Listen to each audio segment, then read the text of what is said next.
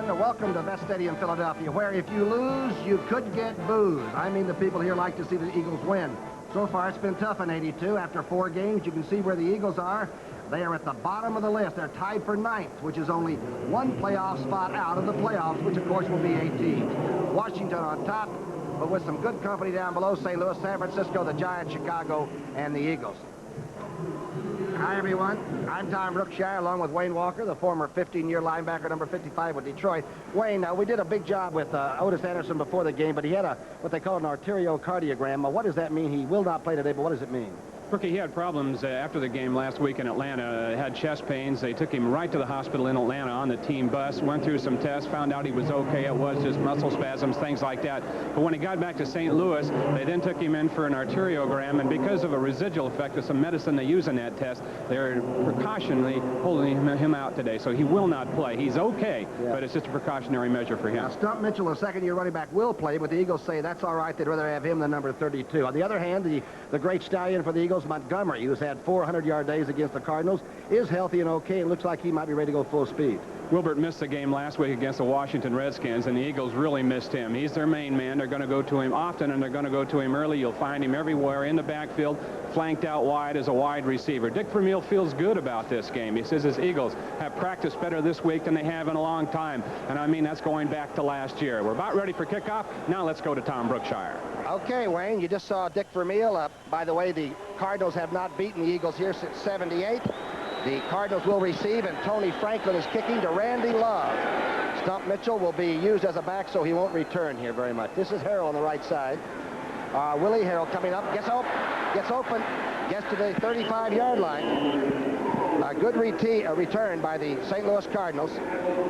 Ray Ellis made the tackle. Here's the offense now that the Cardinals will pull into play, and it's been very steady and consistent. Lomax not throwing as much. Wayne Morris, the good blocking fullback. Stump Mitchell in for Anderson. Roy Green and Tilley, both great outside receivers. Up front, look at this line. Sharp, Steve, Deerdorf, the great ones at center. Bostic and Tootie Robbins, the other big rookie tackle. And Doug Marsh, the seldom thrown to tight end. Here's Lomax on first down on the 35. Eagles calling out their 34 chains. Everybody's coming. They got a blitz on. Tilley makes the catch. Pat Tilley makes his first catch. That's out to the 47-yard line. Here's that 34. Dennis Harrison had a great game against Washington at left end. Kenny Clark, he'll have his problems today. And Carl Hairston, though he's nicked, will play it right in. He's a great one. The linebacking is superb. Bunning, Robinson, LeMaster, and Reggie Wilson at the outside right. The secondary experience. They went to the Super Bowl a year and a half ago. Young, Edwards, Randy Logan, and Bree Wilson to the safety spots. It's going to be a first down. Tilley wastes no time in telling you that he can be there and scratch for it, huh? That was, I think, something we'll see St. Louis do a lot, Tom, is throw on first down. That's Green in motion. Morris and Stump Mitchell. Here's the toss to Mitchell.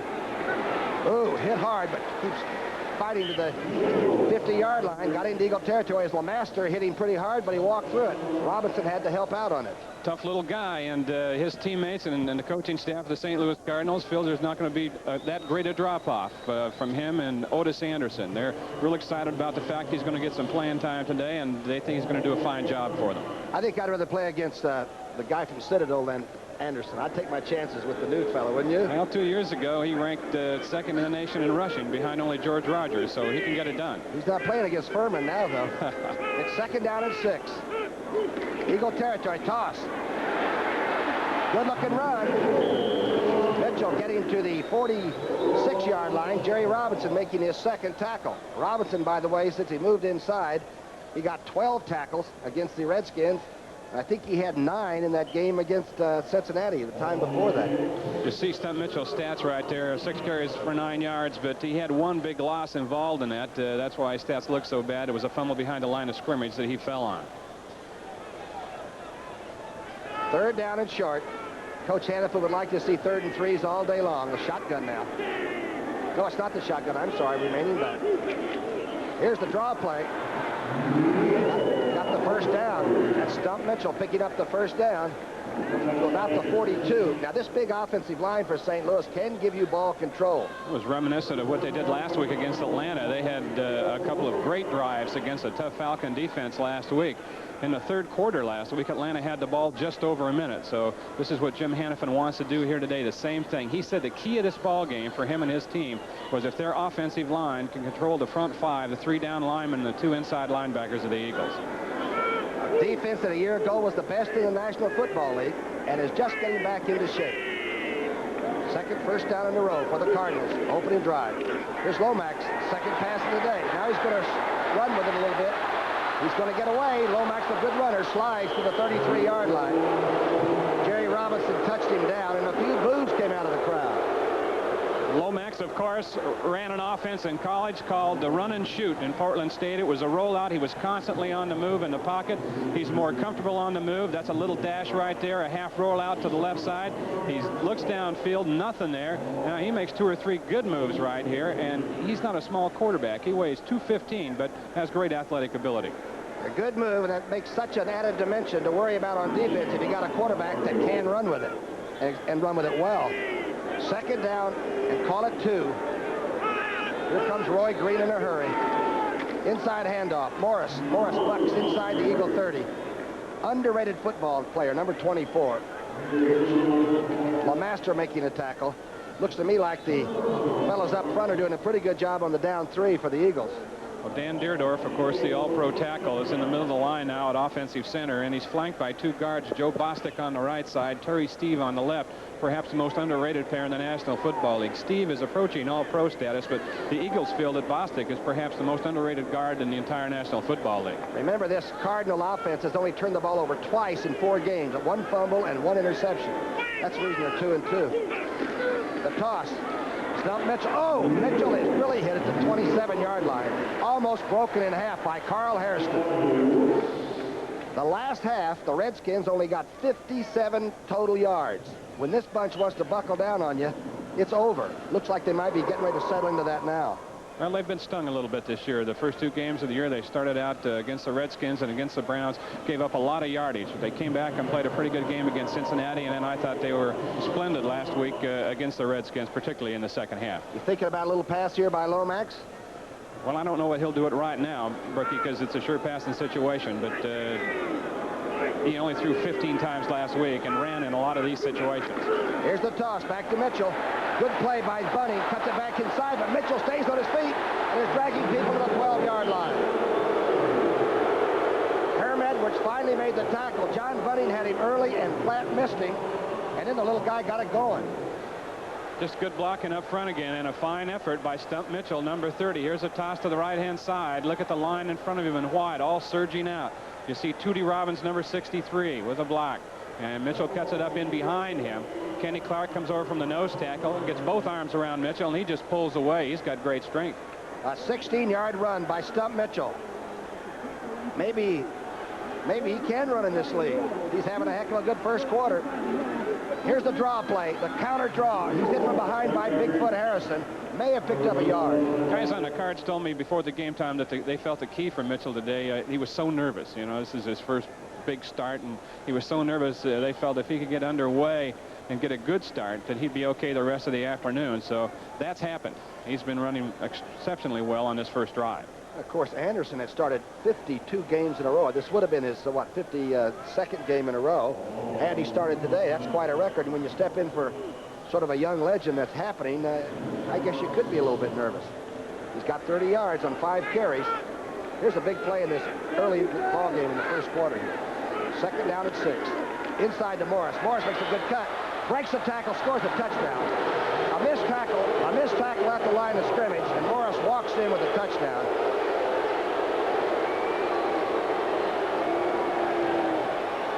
All offensive line, again, they are really kicking out up front. He makes a fine cutback, finds a hole, a good move there. Uses the official for a screen, and he's in for 6 points. Run by Wayne Morris, the hardest worker on this St. Louis Cardinal ball club. Third touchdown of the year for Wayne Morris. 10 plays to go 65 yards. O'Donohue now will try the extra point out of Roger Worley's hole, and it's good. The Eagles haven't even had the ball on offense yet, and the Cardinals shown they can really put it to work. It's 7-0 St. Louis. Now he ran at the bubble where the linebacker was at the time. We'll explain that.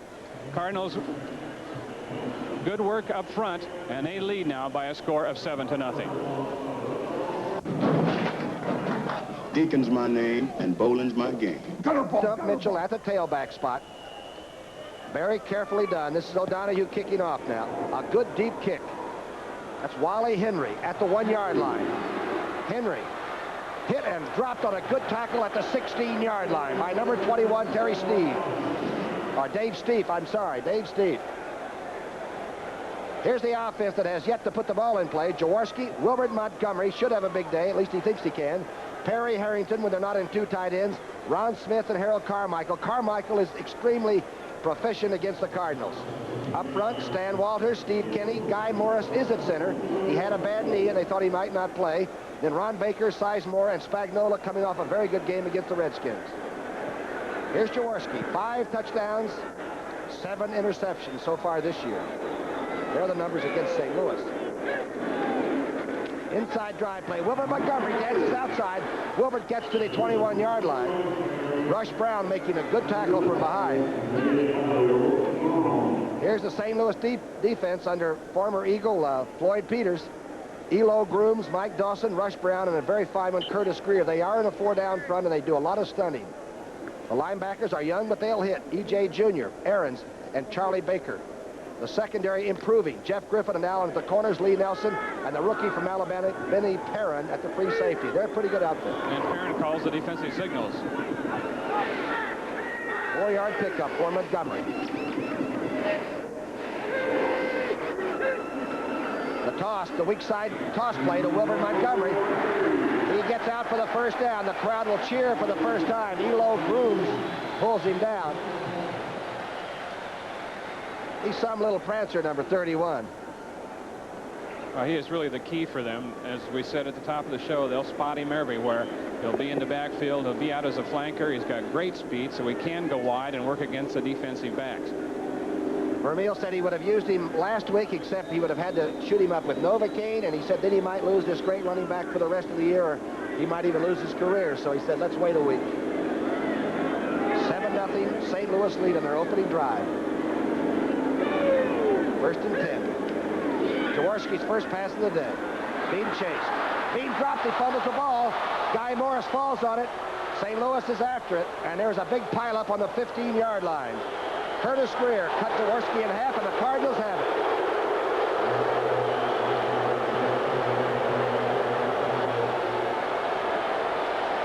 Charlie Baker, number 52, came up with the fumble, but it was caused by the right defensive end, Curtis Greer, on an outside rush, hit Jaworski just before he released, just before he was ready to throw. You'll see it now. Did they stunt? No, they didn't. They came straight that time. Number 75, Greer, you'll see, come from the right side of your screen, around Stan Walters, who was down. The play made right there.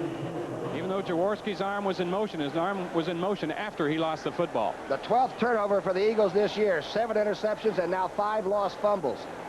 And the Cardinals are in the area of being able to go after it, go for the jugular vein now. It's a 7-0 lead already.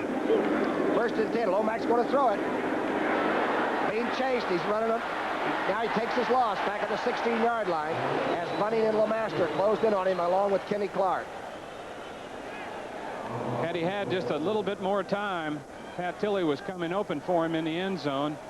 One of the things that both Jim Hannafin and you should look at Pat Tilley right there. One of the things that they want Lomax to do. You know, you see Tilley coming open right across the middle, and Lomax been able to stay there. He had him, but Lomax was running for his life in there. They want him to hold up a little longer in the pocket before he takes off. That's something he's still learning, to hang in there till the bitter end. And that's when he might get the touchdown tosses, that last little second. Exactly. It's 2nd down and 14. Well said, Wayne. Good point. Here he is, taking his time this time. He's starting to run. Now he tries to throw. Incomplete. Kenny Clark again in his face. Pretty good job of defense right there all the way around, as they had the wide receivers covered exceptionally well downfield. Here comes the nickel Eagle defense, which will mean 4 down linemen and 7 defensive backs. They're going to use all DBs. They're taking out their inside linebackers, all their linebackers. The master, what we used to call an old prevent defense, they're just figuring now that the 4 guys can put heat on and that the 7 defensive backs will double up on everybody across the board. It's a shotgun. handoff. It's a running pass. Throwing back to Lomax, number 39, throws it back.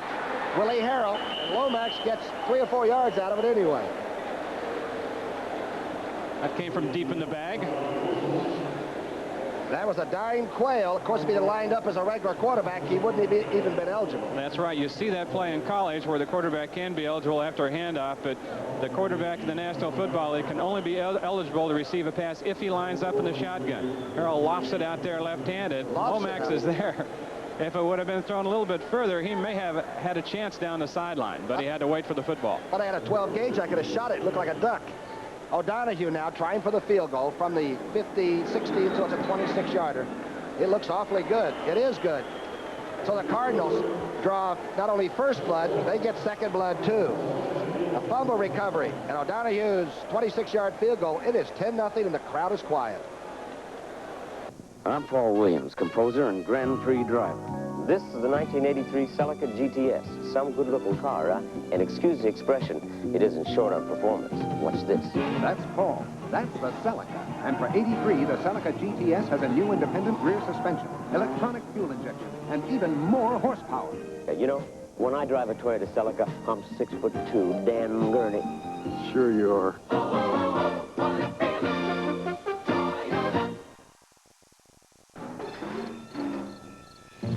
Hello? Somebody out there?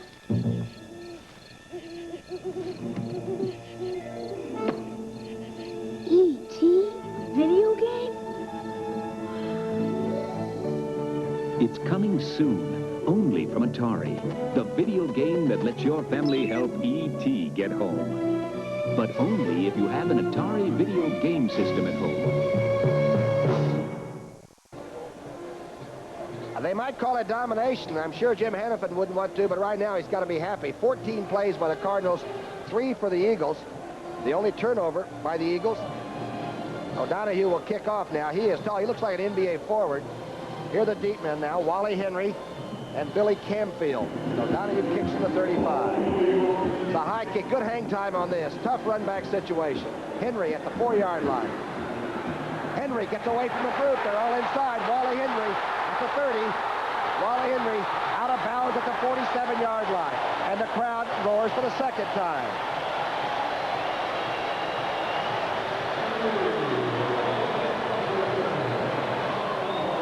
A 45-yard return for Wally Henry.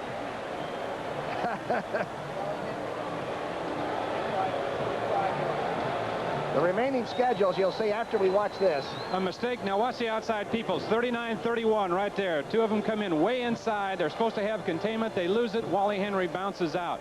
So Willard Harrell, number 39, and Earl Farrell, number 31, got caught up, and Wally Henry took advantage of it. Remember what Hannafin said yesterday? They forget their lanes sometime when they go down there. They just go for the kill, and sometimes they get burned. Eagles, good field position. 1st and 10. The fake. Jaworski on a 3-step drop. Carmichael at the 31-yard line. A good throw by Ron Jaworski. Heron made the tackle. Here's the remaining schedule that I mentioned to you earlier. For the Cardinals, Washington at Chicago, New York, and at Washington. Not bad. The Eagles, they've got to win this game. They play the Giants, Houston, Dallas, and then Giants back here on the 2nd. There's nowhere to go for the Eagles if they don't win today. 1st and 10 now. Good pass by Jaworski. Inside handoff. Perry Harrington. Probably the 27.5-yard line. Mike Dawson making the stop. Scores from elsewhere. Green Bay. Boy, they're playing good football up there. 6-0 over Buffalo in the 1st quarter. New England trailing the Chicago Bears 7-0. That's young McMahon in their quarterback for Ditkin that. San Diego leading Cleveland 7-0. That's early too. You never know how those two are going to play it out. 2nd down and almost 6 yards. Spagnola in motion. Montgomery for a big hole. Roars inside the 15-yard line. That is vintage Montgomery. Straight ahead, a good job up front by Guy Morris, the center, number 50, and the left guard, Steve Kenny, number 73. Watch Kenny to the left. Watch him come on number 54, E.J. Jr. right here. Get a block, put him on the ground. Morris has got his man out of the picture, and Montgomery isn't touched until he's about 8 yards downfield. Kenny Green, the safety man, was the first guy to even get a good shot at him. And do not let Wilbert Montgomery out of the box early. He's like all the great running backs. He begins to, I don't know, go into some kind of an overdrive. Like a cash register. That's right. Inside handoff, Wilbert Montgomery down to the 7-yard line.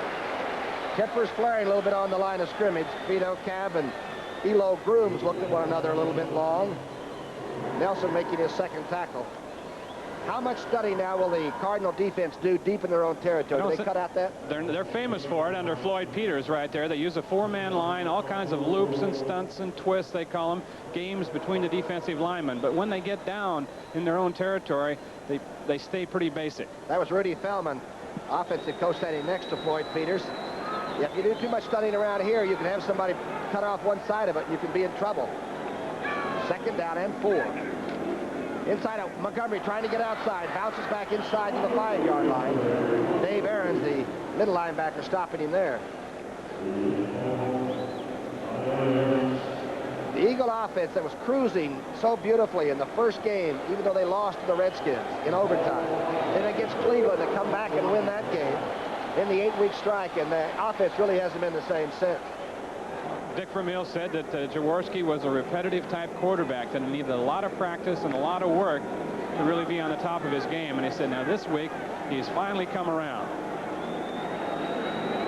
Leroy Harris in the ball game, a big fullback, a blocking fullback, if you will, on 3rd down and a foot. Handoff, Montgomery behind. Harris gets to the goal line. Let's see if they call it. It's a touchdown. No, they're not going to call it a touchdown. One official called it good and one called it no good.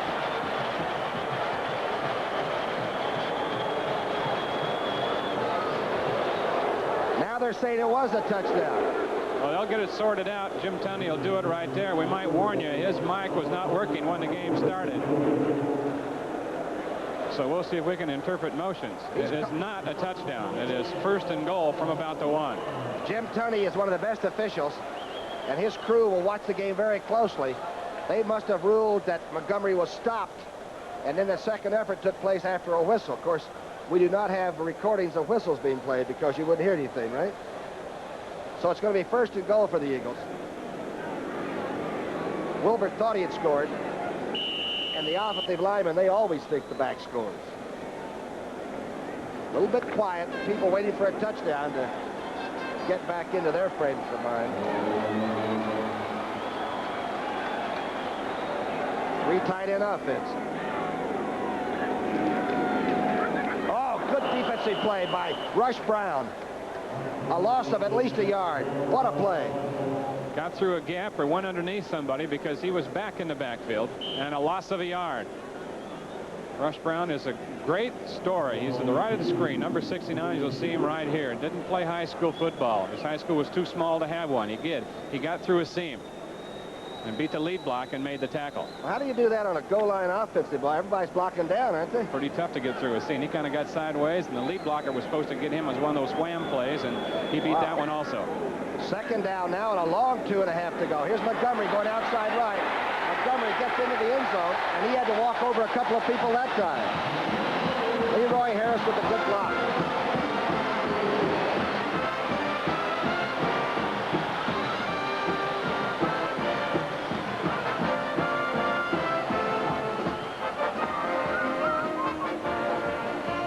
That's Montgomery's 3rd touchdown rushing this year, and he had to earn it.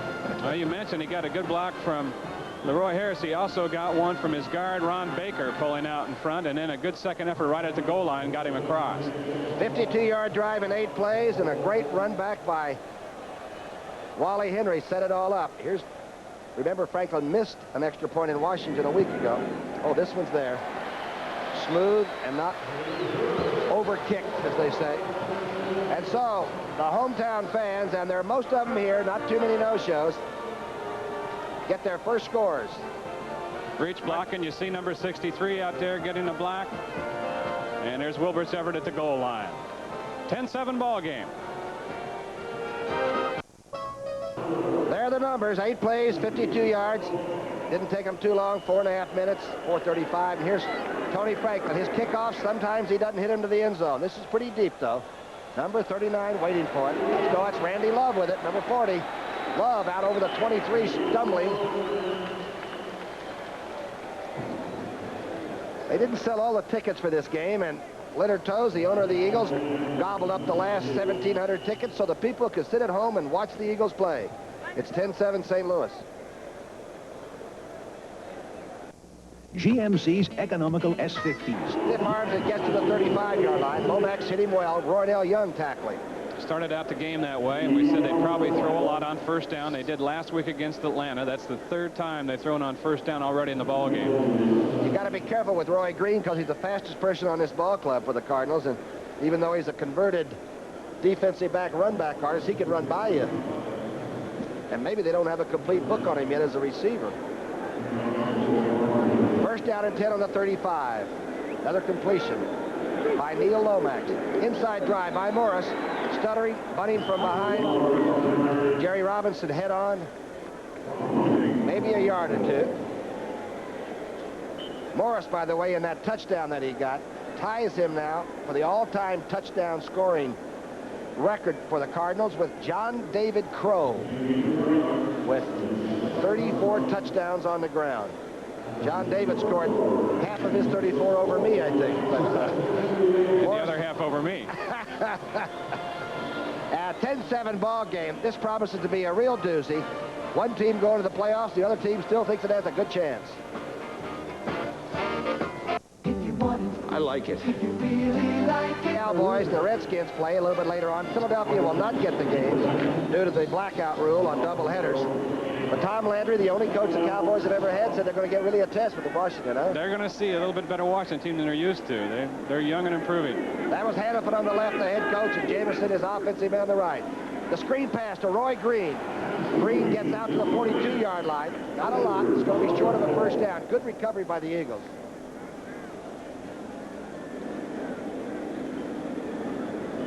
Lomax looks like he's moving a little bit better in the pocket right now. There's Roy Green coming back. Boy, what a great touch he has.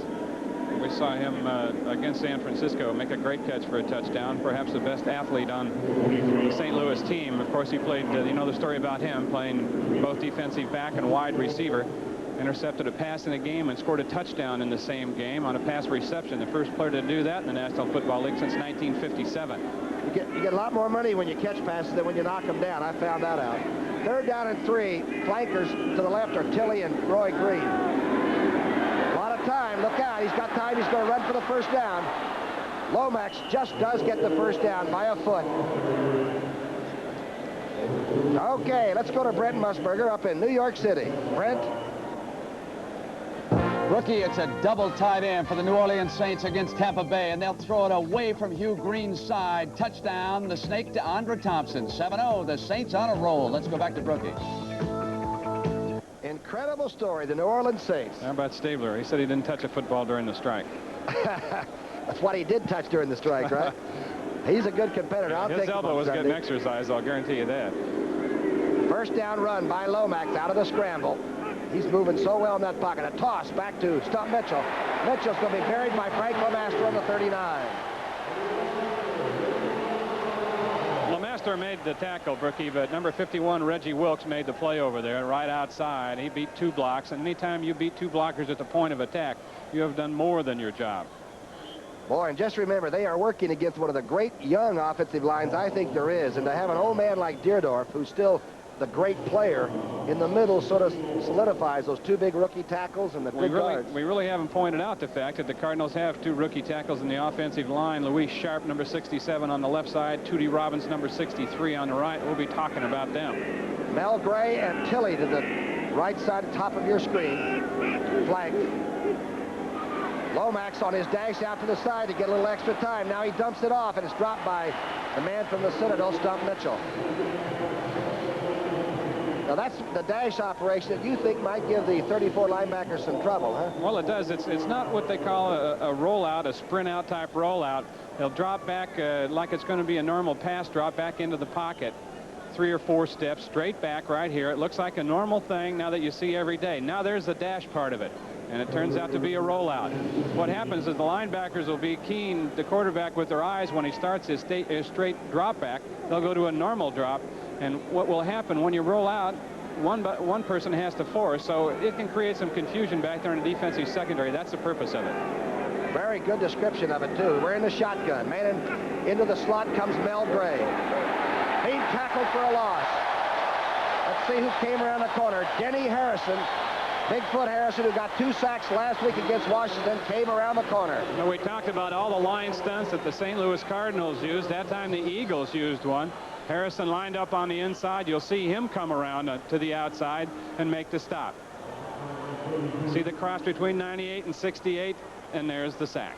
And sometimes the guy going on the inside takes the other blocker with him so that it's almost illegal, but it's passable, huh? Here's Birdsong, the very fine punter for St. Louis. Wally Henry's waiting. Birdsong will kick from about the 20 before he gets it off. Wally Henry's waiting. That's a low kick, but it's a good kick. Henry's going to take it at the 19-yard line. A lot of time to run. He gets drilled back at the 20-yard line. Good coverage there by Morris, who's down under the kick, the fullback. A 50-yard punt, give it a yard return. Good special team play by St. Louis. Made by a guy who started the ball game, too, Wayne Morrison, playing most of the time. You get that kind of effort from him. They said that he was the hardest worker on the ball club, Wayne Morris. Second strongest legs on his team to Dan Deerdorf. So all right, he's got it all going for him. 11:56 left in quarter number 1. We'll make that 2. Last year, I told you that in an independent test for Best Color Picture, the Sylvania Superset beat RCA, Zenith, and Sony. You really didn't think it would have any carryover value. He would have hoped it would, but... 52-10, 38-0, but this is this year, 82. Montgomery swinging the left side. Maybe gets a couple, and the flags are down. Dave Aarons made the tackle. Flag was dropped. 52-10 last year and 38-0, but... what a difference a year can make. Holding offensively on the Eagles. Let me identify the officiating crew that Jim Tunney's working with. His mic is not working, so don't hold that against the man, the zebra. Tunney, Pat Harder, head linesman is Sid Seaman, line judge is Ray Dedez, Pat Knight, Gil Mace, and Johnny Greer. And Tunney has got to be one of the great officials in any sport. He thinks his mic is working, folks. Hold it. 88. That's Spagnola, the tight end. Thank you very much, Jim. Montgomery has 39 yards now and 8 carries. More importantly, the touchdown. 1st and 15 now. Call it 18 to go. A little bit more than 5. The lone back is Montgomery. Jaworski with a lot of time. Going across to Carmichael, broken up by number 38. Lee Nelson making a real good play on the 6'8" Harold Carmichael. Curtis Greer put some heat on the quarterback. They did, and so did Eloise Grooms coming from the left side. Jaworski stepped up and released, and Lee Nelson, who's given away about 10 inches to Harold Carmichael, made a fine play. The Cardinals are not a very high-frequency blitzing team. They perhaps are the last in frequency of blitz, but sometimes you can put pressure on with 4 people on stunts. You don't need to blitz. So far, they've been able to do that. 2nd down and 18 on the 15.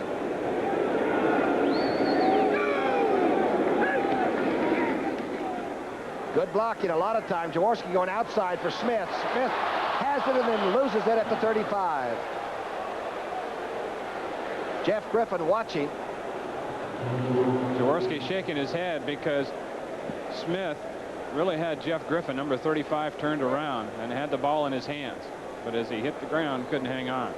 Remember how Smith played against the Cleveland Browns. He's an exciting, fast receiver, and they just said he didn't get a chance to play catch with anybody out on the West Coast during the strike, and it shows. 3rd down at 18. A dangerous time to play offense deep in your own territory. Carmichael and Mike Quick both in the game. Shotgun. Cardinals are loading up for the blitz. They're sending them. Jaworski going deep for Smith. Overthrowing him at the 45-yard line. Jeff Griffin was there. Done buck stops there with the quarterback, doesn't it? Yeah, the Cardinals brought 6 guys that time, the 4 down linemen and 2 linebackers up the middle. They put some pressure on Jaworski. He had to release a little bit sooner than he wanted to. Smith had a shot at it, but it was another play by Griffin. Maxie Reniger is in the punt now for the Eagles. He will be standing on the goal line. Roy Green is back to take the punt. Now that Stump Mitchell is the starting running back. Roy Green, Mr. Dangerous.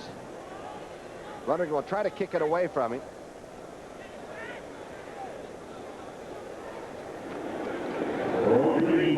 Reniger hits a one for the far sidelines. Green comes over and takes it at the 39.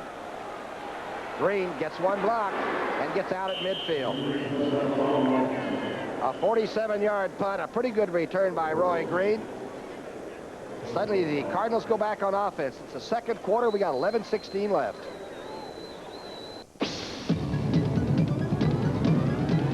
Some Chevy trucks are taking charge. Us at our perch up here at Vet Stadium, and of course Wayne Walker, that's Wayne right here. This is me. Bill Friel's on my right or my left, my stat man, and right next to us are the Eagle coaches that are upstairs. Sid Gilman and Ben Hawkins and George Hill and all those people that send down Fred Bruni that worked with the bench, then to the coach, and then on to the action, and the players have it then. First down call for Lomax. That's Roy Green with reverse motion there. Little toss back to Stump Mitchell. Mitchell stays on his feet. He was hit in the backfield by Reggie Wilkes, and then finally tackled by a host. Let's go to Brent Musburger up in New York City and find out what's going on. Rookie, a very controversial call has given the Minnesota Vikings the lead. Tommy Kramer will pull out on the pass. His receivers are covered, so he'll go on the scramble. The officials give him the touchdown. He was out on the 1-yard line. 7-6, Minnesota with the lead. Let's go back now to Tommy. Wow, there's tough action everywhere. Here we got a 10-7 ball game. A little over 10 minutes left before halftime. And the Cardinals, after an early start, a real binge, have sort of stalled out. Lomax in the flat. This is Mitchell. Mitchell gets away from a tackler. He has some running room and gets into Eagle territory to the 47. Wilkes making another tackle. Brookie, although he didn't make the play that time, number 71, Ken Clark, the nose tackle, was the man that prevented that from being a big play. Watch now, it's going to be a quick screen out to Stump Mitchell. Watch number 71 working against Dan Deerdorf. He reads right here that it's going to be screen. Now he hustles out there. There's 2 blockers out there. He gets some penetration and forces Mitchell to cut back towards the middle. So it was number 71, Clark, good hustle that helped on that play. Good defensive play by Kenny Clark. His wife, by the way, is a practicing lawyer, and a very good one. Keep that in mind, Wayne. Here we are, 3rd down and 8. Lomax getting the blitz by the safety man and unloads, and I believe it was caught by number 39, Willard Harrell. It's enough for a first down if they call him inbounds. A safety blitz came right in the quarterback's face, and he stayed right there and squeezed it off. They brought Von Mansfield, the rookie, on the safety blitz. And Lomax, one of those times we talked about, Tom, right there, where he waited until the last instant to release that ball. And that's what they wanted him to do. Moving the sticks. A little more patient. Patient he was. Lomax is big, 215 pounds, 6 foot 2.5, I guess. High formation handoff. Quick inside misdirection move by Morris to the 34.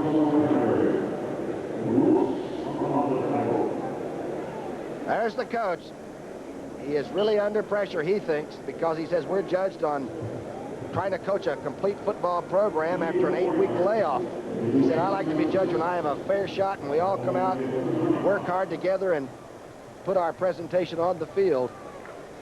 He says this team needs a lot of work. They're not the kind of team that can go out and just physically blow people off the field. 2nd down and 7 on the 35. Lomax with the draw, the late draw play to Stump Mitchell. And Mitchell pounds to the Eagle 30-yard line. Just tripped up. He was a little angry at himself there that he didn't pop that for more yardage.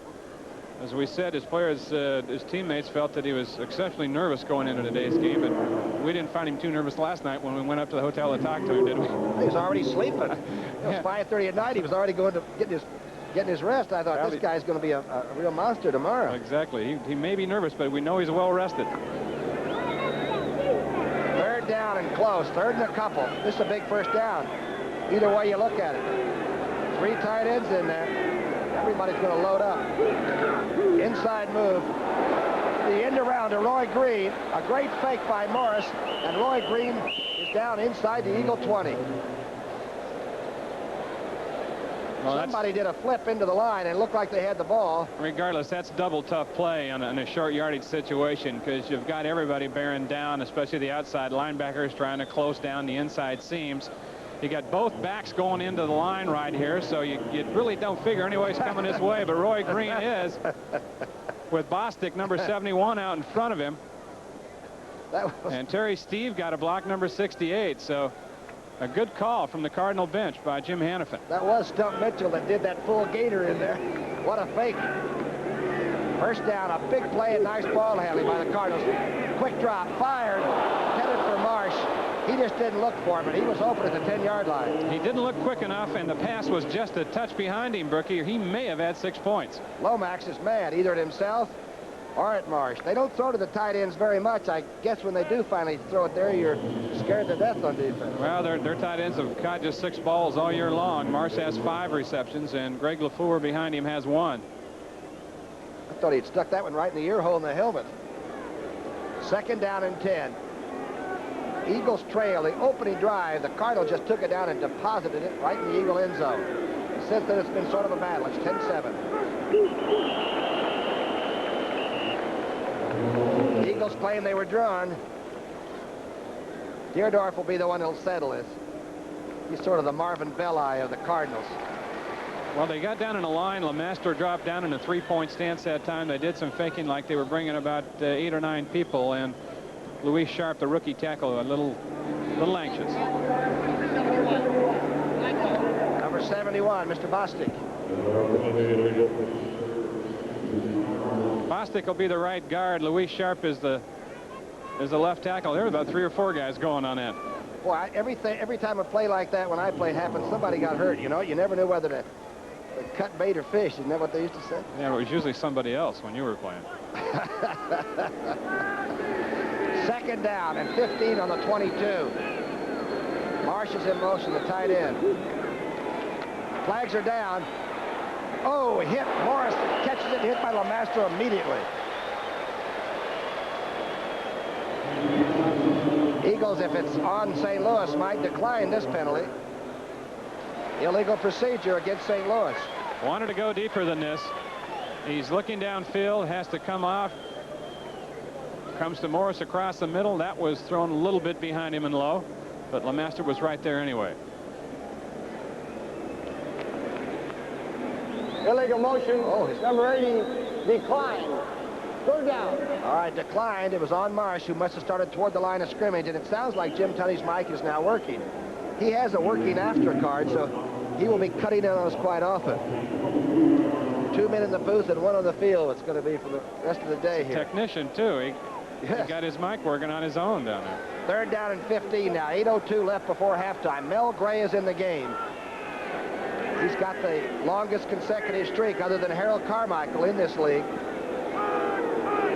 The shotgun. The Eagles have chased him out.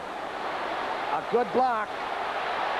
And Lomax still gets it off for a completion to Mitchell at the 10-yard line. Make it the 8-yard line. Roynell Young finally making the tackle, but Lomax made the play. Lomax's resourcefulness got him out of trouble a couple times on that pass play, out of the shotgun, and he finally gets it to Stump Mitchell. Here he is, sliding left now. He got a block right there to put Kenny Clark down.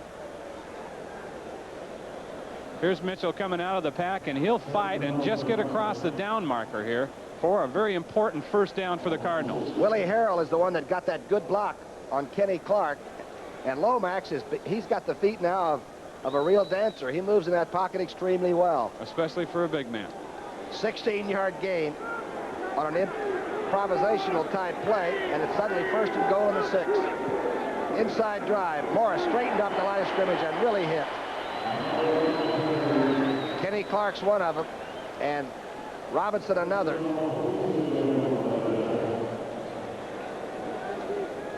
There's Kenny Clark, who's told me that Deerdorf is still learning to play offensive center. That sounds about right. You know, he hasn't been there that long. About 5 games. Carl Hairston now with that knee, he might be down again. Number 78 is down. The Eagles are trailing 2. It's 10-7, 7:45 left before halftime, and the Cardinals are knocking. Change velocity ratio. Change data. When General Motors talks about fuel economy, it isn't just a lot of wind. Although wind is involved, aerodynamics are tested here in 50-mile-an-hour winds because less wind resistance means more miles per gallon. This has helped GM double fuel economy since 19... Either the Houston Cougars take on the Orangemen of Syracuse or the USC Trojans going against the Iowa Hawkeyes. Great college basketball next Saturday at 3:30 Eastern Time on CBS Sports. Carl Hairston coming off the field. Mr. Work Ethic, I'll tell you, he's an all-pro, but he did it with hard work. He came in at about 240 pounds his rookie year, and now he's going 260 and is some kind of a tough handle out there at defensive end. Otho Davis, the trainer, helping him off. 7:40 on that clock. As you see at Vet Stadium, it's ticking. The Cardinals have run 10 plays on this drive, and really they've dominated that clock for most of this first half. They lead 10-7. Second down and goal to the 6. The draw play, that's Morris. Morris inside, down to about the 2.5-yard line. Greg Brown, who just walked in the game, made his first tackle. The Eagles were still in their 3-4 that time, Brookie, so there's some space to run at the inside linebackers right there on the draw play. You get the nose tackle handled and kick out on the defensive end, and you're going to get a little room before you get to the linebackers. That's exactly what they did. That's a good call down there against the 3-4. Especially when you got those 2 big guards that can drop about a step or so and then come right out and hit your linebackers after a couple-yard run. Or the linebackers are playing on the guards. The guards are uncovered. The linebackers are back. That's what they call the bubble. That's the weak spot of the 3-4 if you're going to run straight at it. Eagles are in the goal line now, and they're rushing the line of scrimmage. Lomax is trying to jump it off. They might get intentional grounding, but there's no flag down, and Tunney was right on top of it. Lomax did sort of ditch the ball because half a dozen Eagles came at him. Griggs, LeMaster, and others. Yes, they were in their short yardage, their goal line defense that time, and they brought all the linebackers they had. Griggs, the rookie from Ohio State, along with LeMaster, back on Lomax. Now, this is a healthy boo by Philadelphia because they're booing the official. I know that doesn't sound right, but they're not booing a player or us up in the booth. They're actually booing the call that the official did not make. O'Donoghue's 20-yard field goal attempt. He has one from the 26. He's got another one. And the Eagles probably gained a little bit in that defensive stand with that good pass rush. It's now 13-7, but the Cardinals didn't score a touchdown. We are USA 1, taking charge with celebrity. No import sedan at any price can match this. But he's a good guy, and he thinks about the players when they're 40 and 45 years of age, later than when some coaches worry about them. Here's O'Donoghue, who's now kicked 5 of 8 field goals this year, 2 for 2 today. A tall drink of water, but a darn good field goal kicker right now. 6:35 left before halftime, a lot of time. Wally Henry, 5 yards deep, he'll touch it down, and Jaworski's offense will have the ball at the 20-yard line. Don't forget at halftime, back in the studio in New York, the NFL Today, of course, will be there. Brent Merv with the scores and the highlights, and the legends of the game. Mr. George Allen will be the subject. Played against his teams a lot of times, Brookie, and they were always ready. They were always prepared. He had a million ways to steal the other guy's plays, the cadence and everything, right? Exactly. Other scores, New Orleans on top of Tampa Bay, 7-0, and Stabler with a touchdown pass in that one. Against a good defense, too. Buffalo just leading Green Bay with that touchdown now. It's a 7-6 game. Eagles have run 15 offensive plays, much below the average they need. The draw play to Wilbur Montgomery. Little dancing gets to the 22 and not much. Other scores as we try to bring you up for halftime. The Giants 3-0 over Houston in the second period. The Nello field goal. Pittsburgh 21-0 over Kansas City. Wow. Bradshaw has 3 touchdown passes in that one already. And everybody thought he was dead and would never play again, right? Chicago Bears laying it on New England 14-0 before halftime.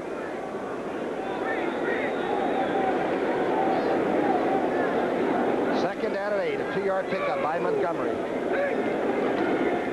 3-step drop, quick out to Smith. Smith hit, bounces away, and gets to about the 27-yard line. Jeff Griffin hanging on, making the sure tackle. Smith with his first reception right there on that one. Rookie in 3 different games now since the strike. Ron Smith has dropped the first pass intended for him in each game. Now this time he just runs a short pull-up right there. Griffin, respecting his speed, had to close by about 8 yards.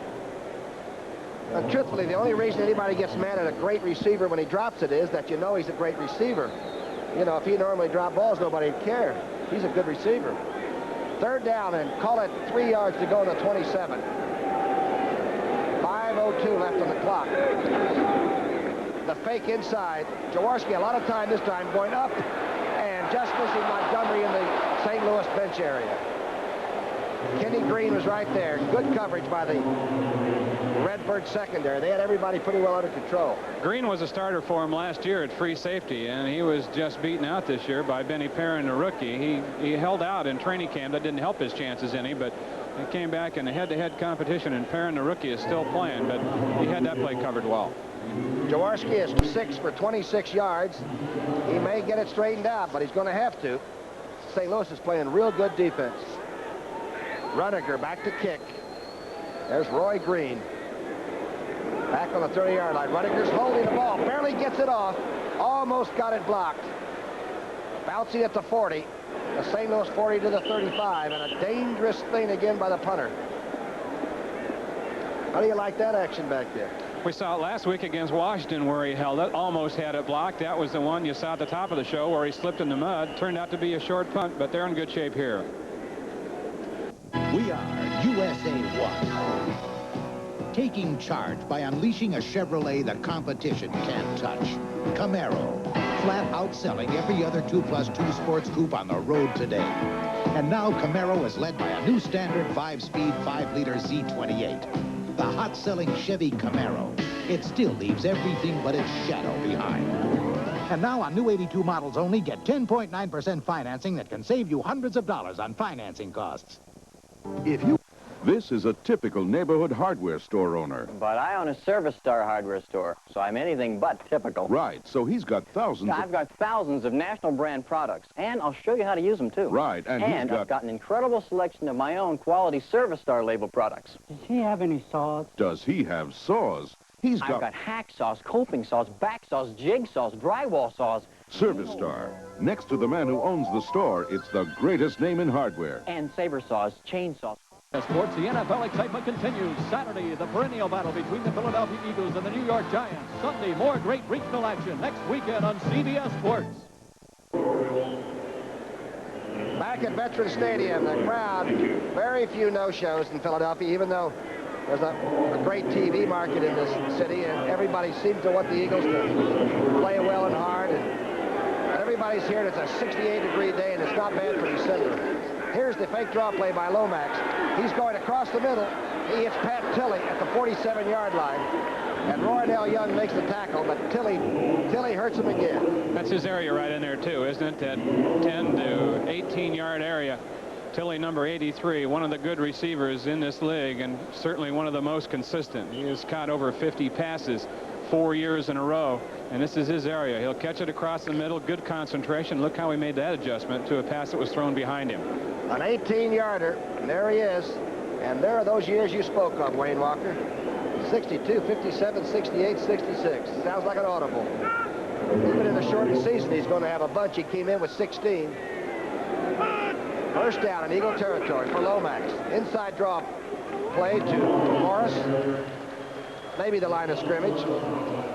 Remember now that this Eagle defense was just about the hardest team to consistently throw the football against in the whole league last year. And they weren't easy to run against either, but they were really tough against the pass. Well, the difference has been, Brookie, right when Dick Vermeil said that, we only get 1 or 2 long touchdown passes thrown against us all year, and that's been happening to him regularly this season. Charlie Brown did it 3 times to him in 2 games, didn't he? 2nd down and 9. Give Morris 1 the last carry. 3-step drop. Lomax now moving. He's going to get an extra time. Oh, dumps across. A good throw to Marsh at the 33-yard line. making the tackle. I'm trying to see, it might have been Herm Edwards on the ground. I don't know how he threaded it in there. Lomax once again, Berkey said three-step drop. He wants something quick. It's not there, so he's going to find some time. He does. Now watch John Bunny, number 95, reach out, almost get a hand on that ball. Good concentration by number 80, Doug Mark. I think Lomax probably told him when he dropped that one earlier, start looking for it. He didn't have much room to fit that one in there. That was a good throw. A good pass by Lomax and a catch by Marsh. First down on the Eagle 32. Cardinals dominate that clock and that ball control system. Here he is. Stump Mitchell's going to score a touchdown. I don't even know if he was touched. Tremendous blocking on the outside. Carl Hairston had one shot at the line of scrimmage from behind, and Stump Mitchell was gone. I guess we know now why those guys had a lot of confidence in him. Jim Hannafin right there. He's coming over. Got to get a long extension for him. Talking to his offensive line. Watch number 68 now. Terry Steve pull. He'll be in front of Mitchell. Coming across the pile right here. There he goes down. And you're right. Mitchell wasn't touched. He had people out in front of him. Good job up front by the offensive line. And the little guy's got great speed. Leonard Mitchell, the #1 draft choice for the Eagles a year ago, was playing left defensive end. O'Donoghue's kick is good. Stump Mitchell, by the way, Stump Mitchell, a second-year man, in for Anderson, has 63 yards on 10 carries and a touchdown. We look at this touchdown run again. A lot of people have talked about what did players do during the strike. Stump Mitchell went home to Georgia and practiced in pads with his old high school team. He came back ready. Pays off. How to everybody in County County. All right, Stump, hello to you. What a day. Second-year fella out of the Citadel, and what a great little player he is. The kickoff by O'Donoghue. This is Wally Henry at the 1. Henry straight up the middle, banged hard at the 19. Good coverage by the Cardinals, and they're turned on. Earl Farrell, number 31, Brookie. First man down there on that kickoff. And Hannafin's team has done it again. The coach's team, 4 plays, 65 yards, 2:19 on the clock. Randy Love, number 40, you're looking at him. He's one of the best special teams players the Cardinals have. Watch his effort. He is usually the first one down there. He's coming up the middle. That's the tough part. He'll have to thread his way through the wedge. He does. Gets in on the tackle. It's good effort. Good play. 1st and 10 now. Montgomery and Billy Canfield in there. The shotgun time with 2:13 left for the Eagles. It's suddenly 20-7 St. Louis. Linebackers dropped out. Jaworski throws for Billy Canfield and misses him at the 25. Lee Nelson there, and also number 54, a linebacker making a good play, E.J. Jr. Hannafin was interesting when he said that E.J. came to him one time last year after the Eagles had beaten them 52-10 and said, "Coach, who are the old veterans? Who's the nucleus in this team that we're turning to now?" Where are they? And Hannafin said, "You know something? We don't have any except Deerdorf and wanted to know where all the 6- and 7-year players were on the team, and they're not here. They had a period of time where their drafts weren't all that good, and they've got all young players on this St. Louis team. They're growing old together, but they're making other people grow. A great catch by Smith. Let's see if they caught. No, they call it a trap. Ronnie Smith trying to come up with one, baseball style. Nelson and Griffin right there. Boy, sometimes you're trying so hard. Jaworski just missing by a touch on this one. He had Smith, had to come back for it, trying to fit it in between 2 defensive players out there. And as you see, a good call by the officials. 2-minute warning, 20-7. What happens to the child nobody wants? As they grow older, their chances for adoption grow slimmer. He's Joe Sensor of the Minnesota Vikings. He knows how these children feel. As a child, he lost one of his parents and was in an orphanage for 6 years. I can feel what some of these kids are feeling. I know what it feels like when sometimes you don't feel loved and you don't feel cared. And it's a very hurt feeling. The message was brought to you by the National Football League. By the way, Joe Sensor of the Vikings, the man you saw on that spot, grew up right outside of Philadelphia and went to Westchester State College. I don't know why the Eagles didn't draft him, but he's a pretty good tight end and a very nice person. 3rd down and 10. The Eagles have 2 minutes to go from their 19. Shotgun, Jaworski back. Only 2 completions for Jaworski so far. He's got time, throws across for Canfield. This time he strikes him at the 26. E.J. Jr. drives him back. And on the sidelines, O.J. Anderson. Now, they told us that he put all the pads and all in the bag, and Larry Wilson had to go unpack his bag, and he was going to Philly to play football. They tricked him a little bit, and he did pack his bag in St. Louis to bring her because he wanted to suit up, but they just didn't put it on the team bus when it left. It's pretty good team action. The main thing is he was all right after those tests were taken. He did not have a heart attack. All things are negative, and everybody's happy, and he'll be fresh for perhaps next week. I think without question that is the most important thing. Little action here now. 4th down and less than a yard. The Cardinals called the timeout. 1:53 on the clock, and the Eagles still have their 3 then. Obviously, they're debating whether to go ahead and punt the football or not. They're going to punt the football. If they do, once in a while the Eagles will fake this. They've had some good plays out of the fake, and they've had some that are in those football follies, you see. Green is back, as if Bruniger will kick. Lemaster, the upback, sometimes takes a snap. Cardinals are looking for everything. Somebody jump. There's no flag. Oh, good kick. Good kick by Bruniger. Green's back to the 20-yard line. Roy Green got the whole field to work with. Good tackle. Good tackle by Tony Riggs, the Ohio State rookie. And Green didn't get underway. He stopped at the 25. A 52-yard punt by Bruniger.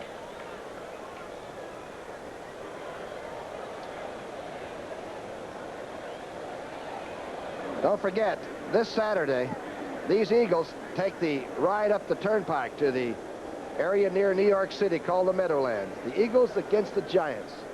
12 o'clock Eastern time. All followed by the NFL Today, of course. That's on Saturday. The Eagles and the Giants. I guess they just never have liked one another. I mean, off the field, it's not too bad to see them in Clarkson and all, but it just wasn't much fun to see the Giants on the field. It's the 1st and 10. What do you think St. Louis will do this last 1:53, 1:40? Give it to Stump, huh? Stump. The flags are down. Mitchell comes out for about a 10-yard gain, but there are 2 flags down. Edwards had to force him out of bounds, and Stump Mitchell may be a little bit hurt. Got hit in the ribs a little bit there. Tell you get hit in the orchestra pit like that, it hurts. Look at it here now, and we'll see what we can pick up. There was a flag down. Watch Wayne Morris, number 24. He'll be blocking here on number 51, Reggie Wilkes, to the right of your screen. Looks like he was holding. See his arm around there on Wilkes' leg? Perhaps that's what the official saw. We'll listen to the call. There's the official right there throwing the flag. Multiple foul holding. Number 72, 10 yards, was accepted. Number 24 was declined. Penalty accepted. 1st down, 20. Not a bad time to do it, though. If you're going to get caught for holding, you might as well have 3 or 4 in the same play. So there's Stump on the sideline now. He's going to take a breather. 1:32 remaining in the 1st half. Might not be a bad idea for the Cardinal offense just to use up the clock. You wouldn't want to do something silly and let the Eagles get back in this game before halftime. And that Eagle defense is still capable of doing that. That's the kind of thing that Swamp Fox Campbell works on, the defensive coordinator. Willie Harrell in there with Morris as Stump takes a breather. Straight handoff. Morris is hit and drilled. He has not fumbled in so long. You don't look for many fumbles or anything. Jerry Robinson making the tackle. And the Eagles burn one this time. There's Bigfoot Harrison, Denny. You know why they call him Bigfoot? Size 15, isn't it? At least. As soon as he gets full growth, he's going to be something. And he's 280 right now. He played a good game last week against the Skins in that game we saw. He leads them right now with 4 sacks. And he got 1 today, that so that's first 5, one. right. The Eagle team caught in the strike. They had such an offense going because they had begun to pass the ball instead of run it. They were passing like 6 out of 10. It used to be reversal. They used to run more than they'd pass. And all of a sudden the strike came and they just seemed to lose it. All the pieces sort of fell apart a little bit. And it has not come back together, not yet. Jaworski, I think, only has 3 completions in the first half so far. Jaworski does.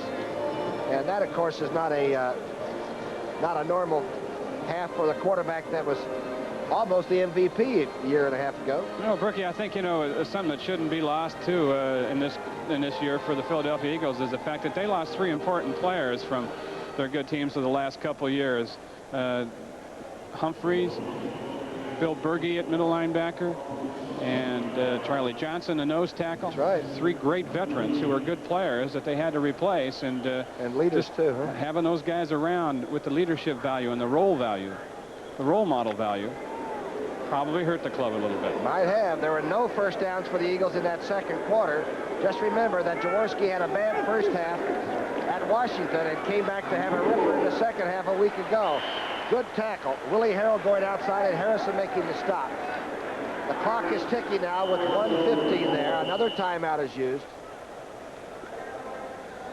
This will be against the Eagles, too, as Tunney signals.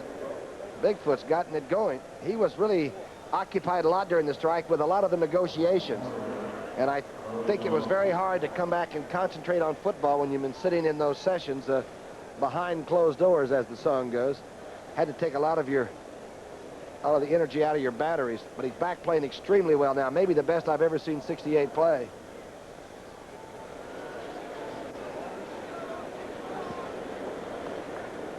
We've already mentioned this about the turnovers, but the Cardinals have only had 2 coming in, a fumble and 1 interception. And you can see the leaders in that category have done pretty well on the standing list, too. Washington, Minnesota, even Kansas City and New Orleans is doing well. Kansas City, the only team with a losing record of those top 5. And the Eagles, of course, came in with 11 turnovers, had the fumble immediately, so they've had 12. You never get those back. 1 interception and 1 fumble by St. Louis. Bill Friel's just giving me a note. The Eagles have scored only 6 points in 5 of the second quarters this year. In the second quarter, only 6 points so far in 4.5 games. Good gosh, the second period has not been good with them. Willie Harrell leaps to the 27-yard line, and we're going to be right at the minute mark. Devon, the rookie, making a tackle. Now the crowd is very quiet, and this is a good sports city. Don't ever misinterpret what they call the Philadelphia crowd with a bad sports town. When everybody else couldn't sell stadiums out, these people bought tickets to come and watch losing teams, but they've gotten used to seeing winning teams, and that's part of sports too, and Vermeil knows that. There's Kenny Iman walking with the coach, the offensive line coach. You played against Kenny for years, didn't you, Wayne? Played with the Packers. Rams. Played with the Rams.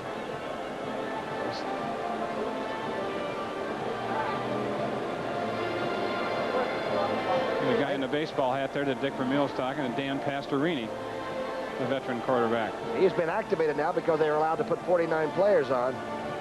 Well, I went out to the Eagle alumni dinner the other night with the Vermeils, my wife and I did, and the coach just says we got to put more things together, and we can't do turnovers. And he said, I can no longer be responsible. We either play well or we don't. Here's the punt by Birdsong. It's a hanger. This is a 5-second job.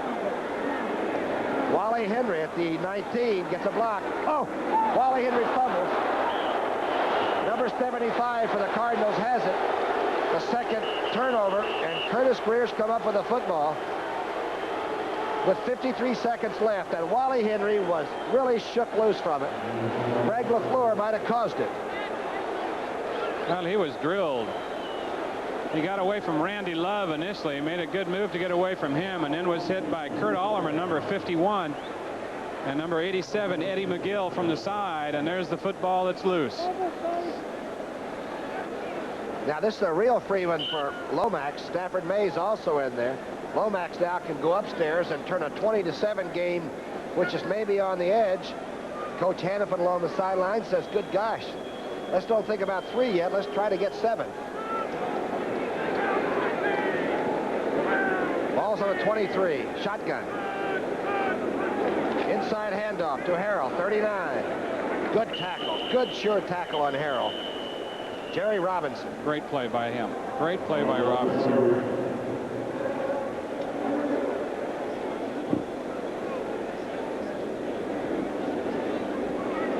lot about ball control. That only means the other team can't do anything with it when you've got it. Boy, look at this half. We asked him last night. They only threw the ball 15 times last week against Atlanta. We said, would you like to do the same thing this week? And he said, you bet. How about when you asked Coach Hannafin about the talent of the two teams? And he said, the Eagles still are stronger in some areas like linebacking, but we're getting close. They've had great drafts the last 3 years. Narrowed it down. Cardinals have really drafted from 79 on. They've got some good people. And I think their big rookie offensive tackles might be as good a set of rookies as I've ever seen come in this league. That's what Marion Campbell said. He said Tootie Robbins is at least as good as Lewis Sharp, and Sharp was an All-American. Well, Hannafin said about the two last night, if just one of them would have turned out, if he would have just had one of them, he would have said that that's the best young offensive lineman that I've ever been associated with. As you look at Louis Sharp, number 67, but they got a guy on the other side that's bigger than him. Sharp is 260 pounds, and Tootie Robbins, the rookie on the other side, is 278 pounds. Looks like Mr. Bush's horses out in St. Louis. Yeah, those are the kind of guys that you put the team blazers on and let them hang around the lobby. Put the harnesses on those Clydesdales. Let's go to work. 135 yards for the Cardinals. They got 20 points, which is really important. There goes Tilley flying through on the motion. Looked like somebody moved, but they didn't call it, and the blitz was on, the safety blitz. I believe he wasted that pitch. Either that or he's going to number 39, Willard Harrell, who would perhaps been the hot receiver with the safety blitz, and Harrell didn't pick the blitz up. Lomax is saying something right here. Johnny Shara, number 21, came up the middle from the safety spot, and he's shaking his head. Lomax said, come on. I think he got crossed up on a pattern. Kamikaze man coming up the middle. Here those timeouts remain, each team with one. The Eagles, though, have to get some kind of a stopper. You got to call on one of your gamers right now to make a big play for you. Here comes a big rush. 3rd down and 9. 4 men down. And the safety men are coming too. Lomax reads it, hits Green. It's not going to be enough for a first down. He's down to about the 17-yard line. I don't know how he made the catch. It's a hurry-up time. They're going to call timeout. Now they're going to decide whether they'll send in the 6'6" O'Donohue or let Lomax's crew stay in. Now last week they took a field goal off the board, didn't they, against Atlanta? Pretty gutsy call.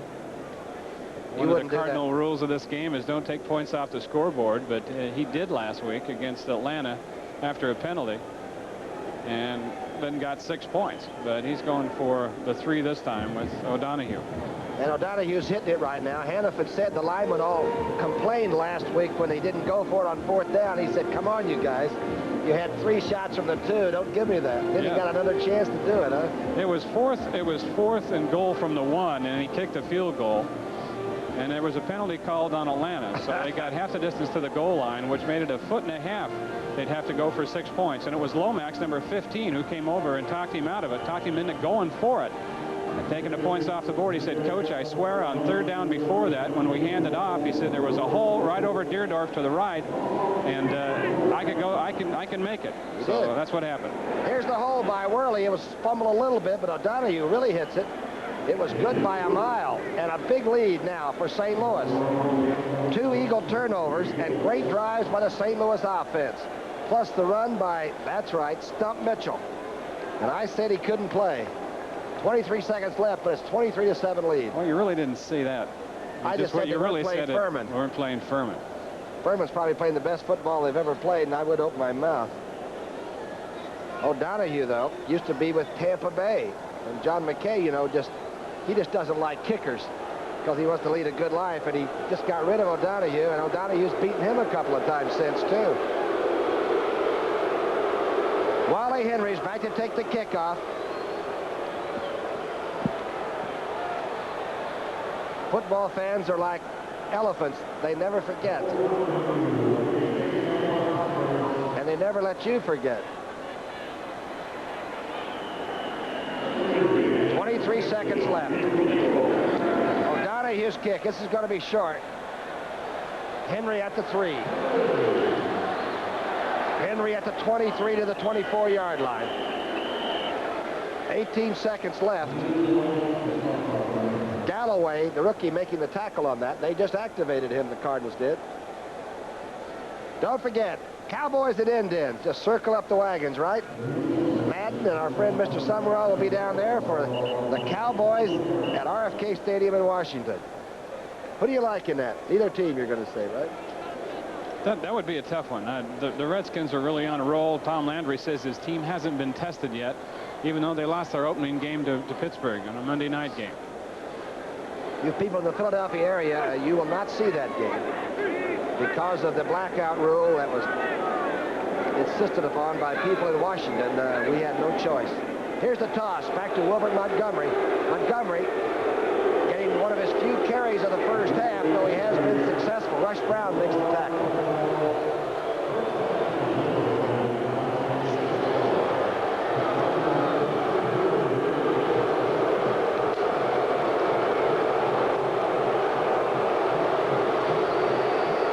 Montgomery had 45 yards on 11 carries, but the scoreboard reads 23-7.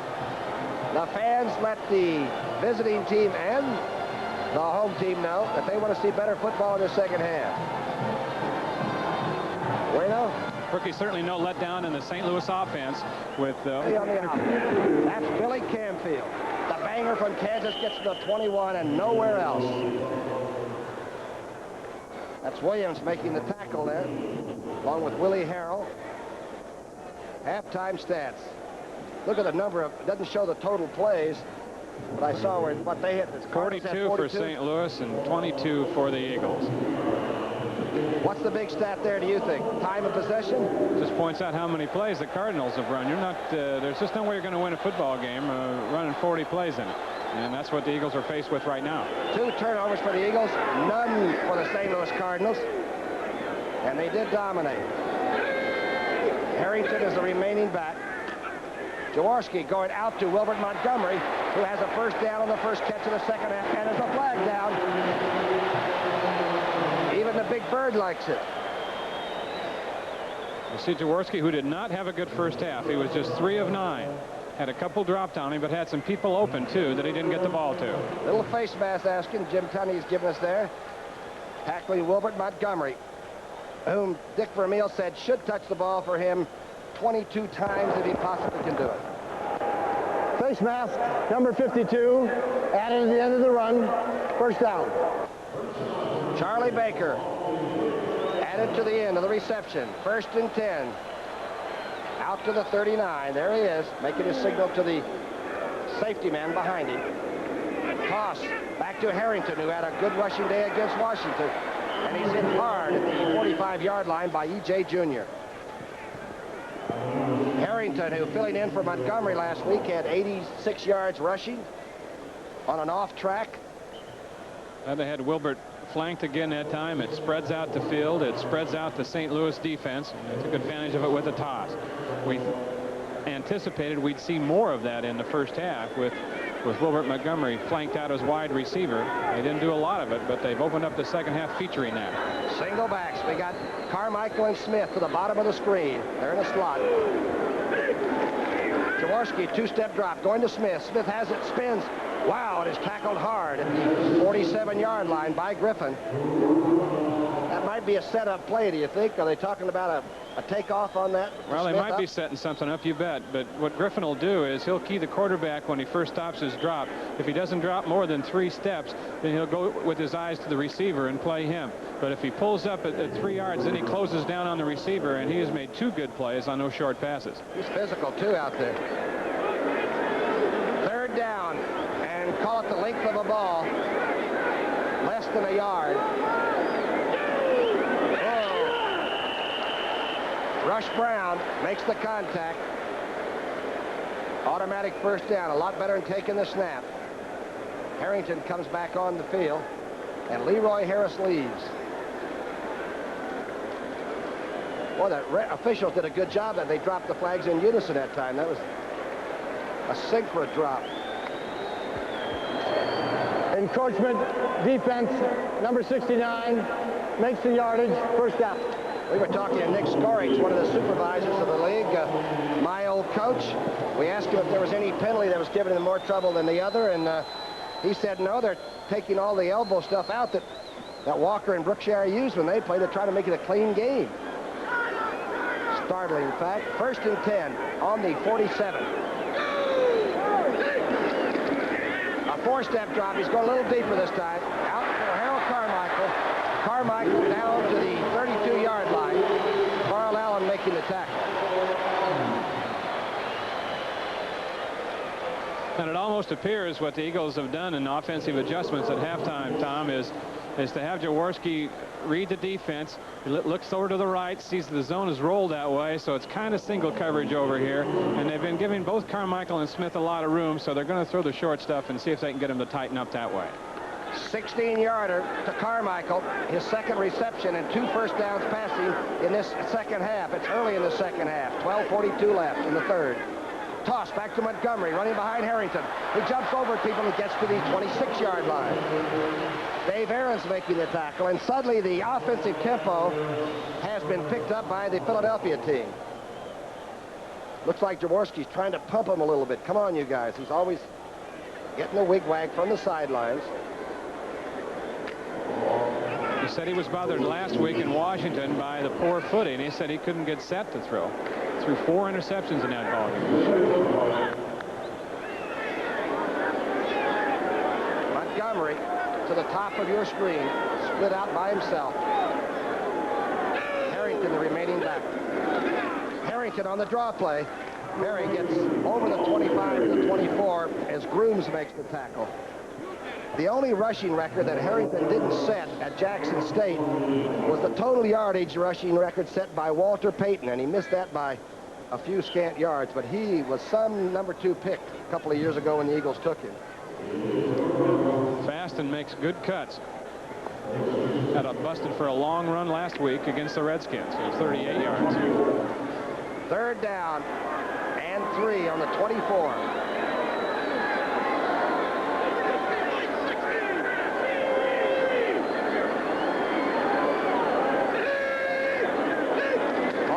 Jaworski on the 3-step drop to Smith. Jeff Griffin again running out of bounds. First down.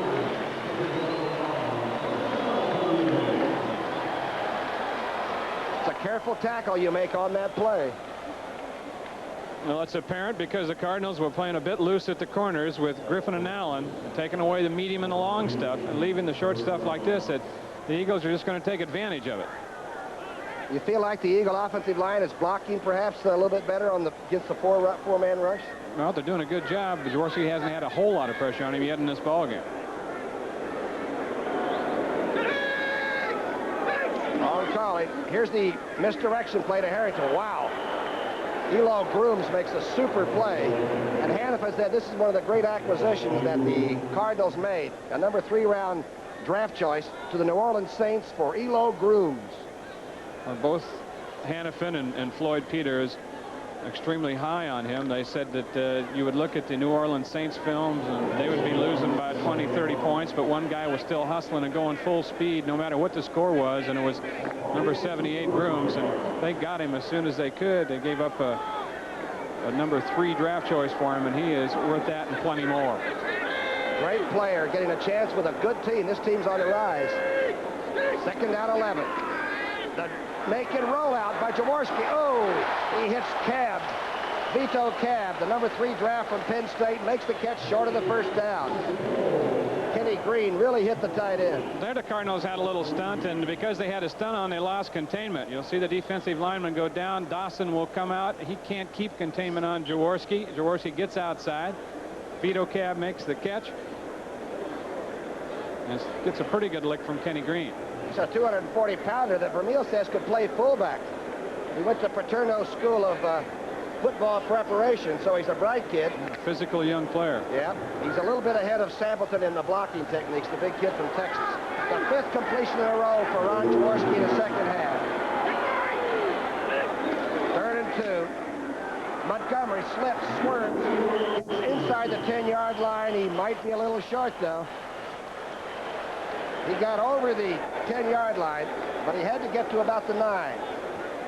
Pookie was there, number 50. A good, aggressive young linebacker.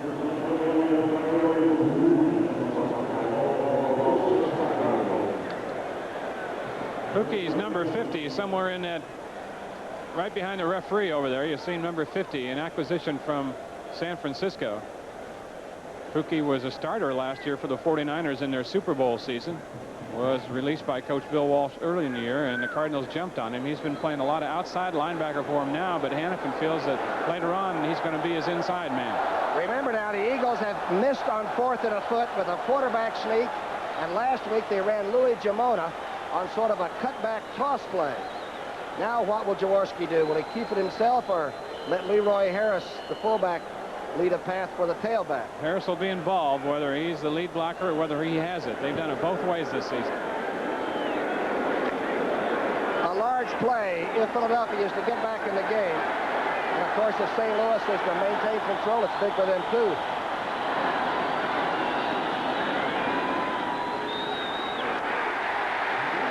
Montgomery knifing to the 7-yard line. Carl Allen coming up to tackle him there. And Harris got the lead block as he led through the hole, turned up inside, and got the middle linebacker Dave Aarons to prevent him from filling. Now, one thing about Wilbert Montgomery, other than being a great, like he had 1,400 yards rushing a year ago, is that he runs into people downfield. If he didn't, he might have 2,000 yards rushing. But he likes contact, and number 31, rather than avoid people when he gets downfield, he'll take them on. That might be a drawback, but he's some running back.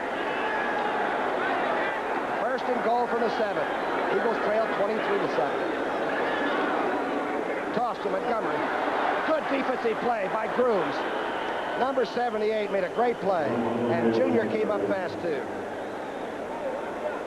He beat a block at the point of attack, and Lois Grooms, number 78, did. You'll see it end zone. He'll be at the right of the screen, and he'll be immediately in the Philadelphia backfield as he plays off a couple of blocks, makes the penetration, and just completely fouls up that play back there. That's got to be really good defensive preparation, too. It looked like he was almost looking for that toss. He let Sizemore go by, and Grooms cut right in behind him. Peter said that the thing that he had to encourage Grooms to do was cut loose, and he said he had a tendency to be a little hesitant. He thought it was because he had about 6 or 7 different coaches in New Orleans. Eagles have the ball almost 7 minutes in the second half, but no points yet. Jaworski back on second goal. Oh, boy, great catch by Spagnola. Spagnola makes a great grab at the 6-yard line. Aarons, the linebacker, finally stopped in there. It didn't look like he had a chance to catch it. Spagnola played perhaps his best game of the season last week against the Redskins with some key catches. Jaworski here now with plenty of time. You'll see Spagnola fighting across the middle. He'll carry Aarons, the linebacker, with him. Tries to get a hand on it, does not. And Spagnola remains his concentration and makes the catch. And some good throw by Ron Jaworski, who really laid it in. Ron calling for a timeout to come over and check with Becker and, of course, head coach Dick Vermeil. He can stand the boos. He can also score a lot of touchdowns. The Eagles might be back in this one.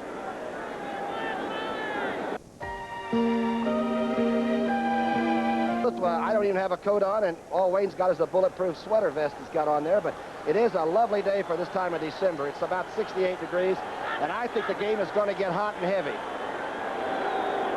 3rd down and goal from the 6. Jaworski coming out in the second half has got it going. Shotgun. Shotgun. Here comes a safety blitz. He beats a touchdown to Montgomery. Montgomery gets his 2nd touchdown of the game. And the St. Louis offense has yet to get in the second half.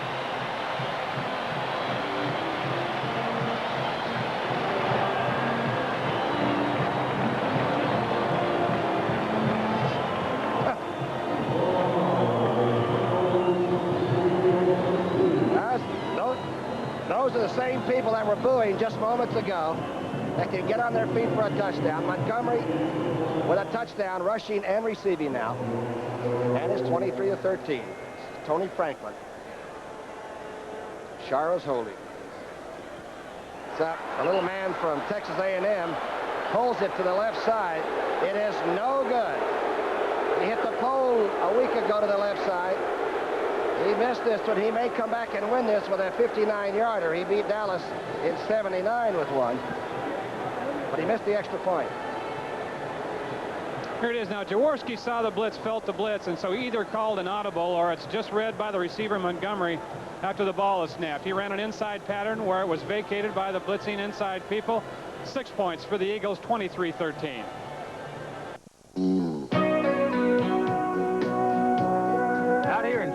country, we still believe in early. Well, I personally think that's in very poor taste unless you're a chiropodist. Anyway, Tony Franklin, who has the second longest field goal in the history of this game, by the way, a 59-yarder, has kicked all his field goals have been from 40 yards and out this year.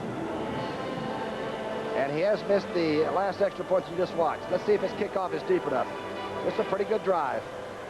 That's Love. Love at the 7-yard line, number 40. Love's breaking tackles. Harrington cuts him back inside and he gets to the 30-yard line. Good return by Randy Love. We're going to take another look at this touchdown. And Brookie, I felt before the ball was snapped, Jaworski took so much time before he called the signals that he was definitely reading the blitz. And he knew it was coming. And you can tell that he just dumped it off as soon as he got it inside to Wilbert Montgomery. And Wilbert was, of course, the wide receivers. They have to read the defenses as they come out of the backfield. So do the backs. So they were all aware that time, the Eagles were, that the Cardinals were coming with a blitz. And they worked the play to perfection. Okay, Wayne, a touchdown resulted. Carl Harrison is back in at right defensive end. Clark and Denny Harrison. That's the 3 down linemen. We'll set the rest of them in a moment. Here's the toss. Back to Stump Mitchell. He gets hit very hard and spun around the 32-yard line. And it looks like the Eagles are getting just a little bit nasty. Kenny Clark in on the tackle. I think somebody must have loaded up the revolver at halftime. The Eagles are such slow starting as a unit this year. The first half, they just seem to be dragging through the thing. And now the second half, they come out all lit up. Didn't hurt that Jaworski came out and hit 7 in a row in that long drive after being 3 for 9 in the first half. A 23-13 game, a 10-pointer, if you will. That's not a lot with 6:40 left in the third period. Second down 7. Lomax, first pass in the second half. He's dancing. Now he's going to run with it. Being chased by Carl Harrison. And Harrison gets by and misses him. And Lomax picks up the first down. He might have had it anyway. Pretty strong, isn't he? You're looking at him 6'2", 215, we've mentioned, and did a lot of running in college in the offense that he worked at Portland State. He's a fine young man, and he's going to be a good quarterback in this league. He's in a little touchy situation, of course, playing in front of the veteran Jimmy Hart. He started the last 7 games of last season, and he made a statement to me. He says, Wayne, he says, I know that I didn't earn the starting job. He said, I know they gave it to me. He said, I have the utmost respect for Jimmy Hart. I'm just going to go out there and do my best. A 12-yard run, and that's darn good. The thing I like is that he doesn't panic now. He sort of waited for Harrison to go by him and picked up his 19th yard of the day, you can see there. It's a 1st and 10. The Eagles are firing off after Stump Mitchell. Mitchell stumbles over Denny Harrison. They may call it tripping. Let's see. Harrison did not know he tripped him, but I think he did. Oh, face mask.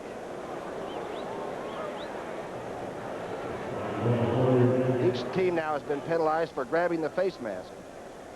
Remember, you and I played, they didn't have face masks. They put it in because a teammate of mine, Night Train Lane, would go for it every down.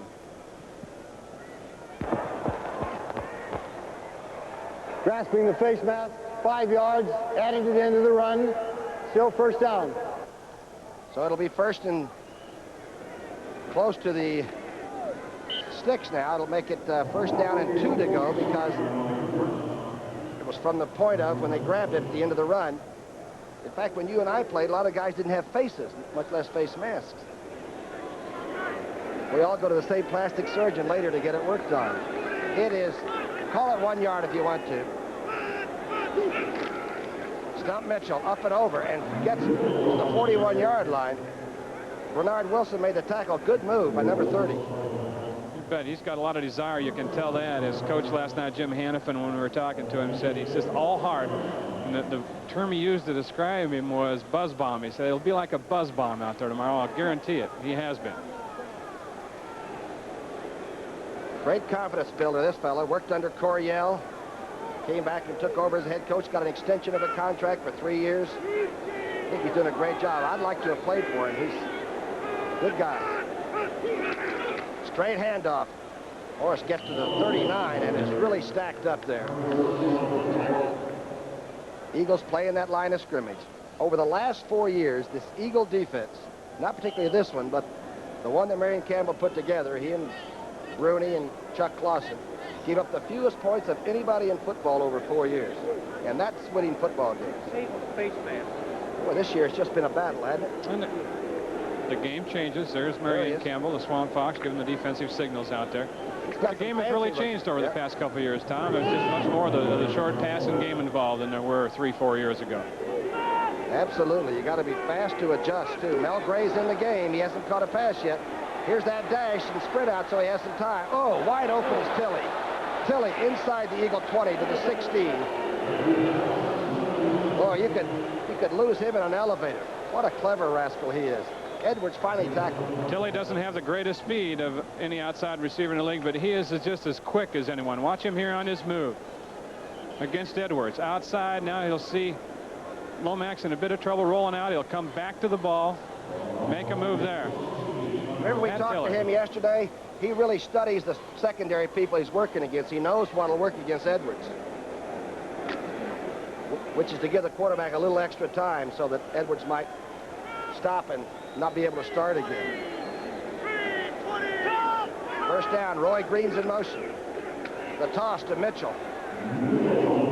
Stumper gets to about the 15-yard line. Is Stump really Stump Mitchell's first name? I'm not sure. Is it Stumpington? No, it's Livonia. But they call him Stump. He can put down one good effort for today, starting his first game as a running back for Otis Anderson. He has really played well. Stumpington. There's the clock, 3:40, 3:39. This is the third period. Don't go away. This game is not over yet. 23-13. St. Louis has played extremely well.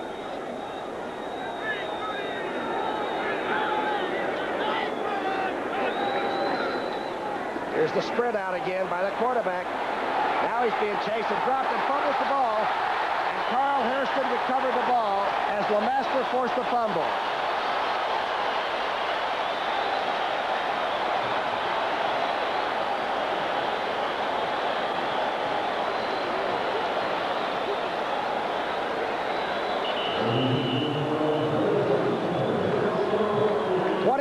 .13, St. Louis.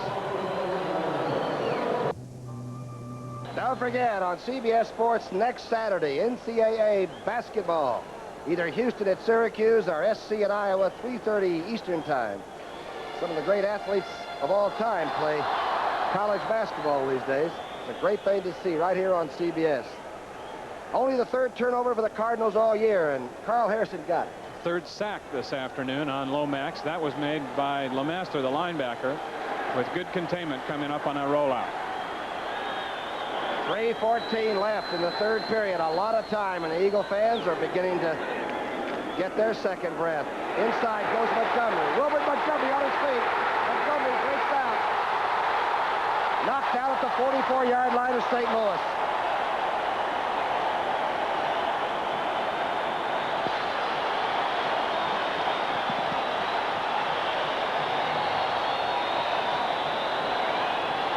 The key block here by the tight end Spagnola, double teaming on Mike Dawson. That enables Montgomery to get through that big hole, break a tackle there, get to the outside, and pick up good yardage for the Eagles. Spagnola in motion, coming down, acting like a third guard in the middle of the line. Carl Allen finally got to him, but the little stallion broke out of it. Good blocking by Spagnola. Good analyst by Wayne Walker. Good job. First and 10. The crowd is back, and so are the Eagles on offense. Jaworski outside. Smith has it to 40. Wow. 8 for 8 now, Tom, in the second half, and he's just picking the little ones in front of those cornerbacks. I thought it was an interesting thing what Pat Tilley told us yesterday about getting hit and how they do hear footsteps. I think Smith might have heard somebody coming that time, wouldn't you? Well, Tilley says you don't forget those big hits. 2 weeks ago, he caught one from Dwight Hicks from the 49ers, and Pat said that, and he wasn't kidding. He said, my head ached, my jaw ached for 2 weeks. And when they run that wrong pattern, they know they're going to get it. They have to catch it anyway. Second down and 6. Harrington's the lone back. The toss back to Harrington. Good block by Walters. Harrington gets to the 36-yard line. E.J. Jr. straightens him up. Everybody picking up a little bit. And don't think the hometown crowd doesn't help players, even though you probably don't hear them too much if you're really working. It's there. It's a subconscious thing. They can be your greatest friends and supporters. They can be tough.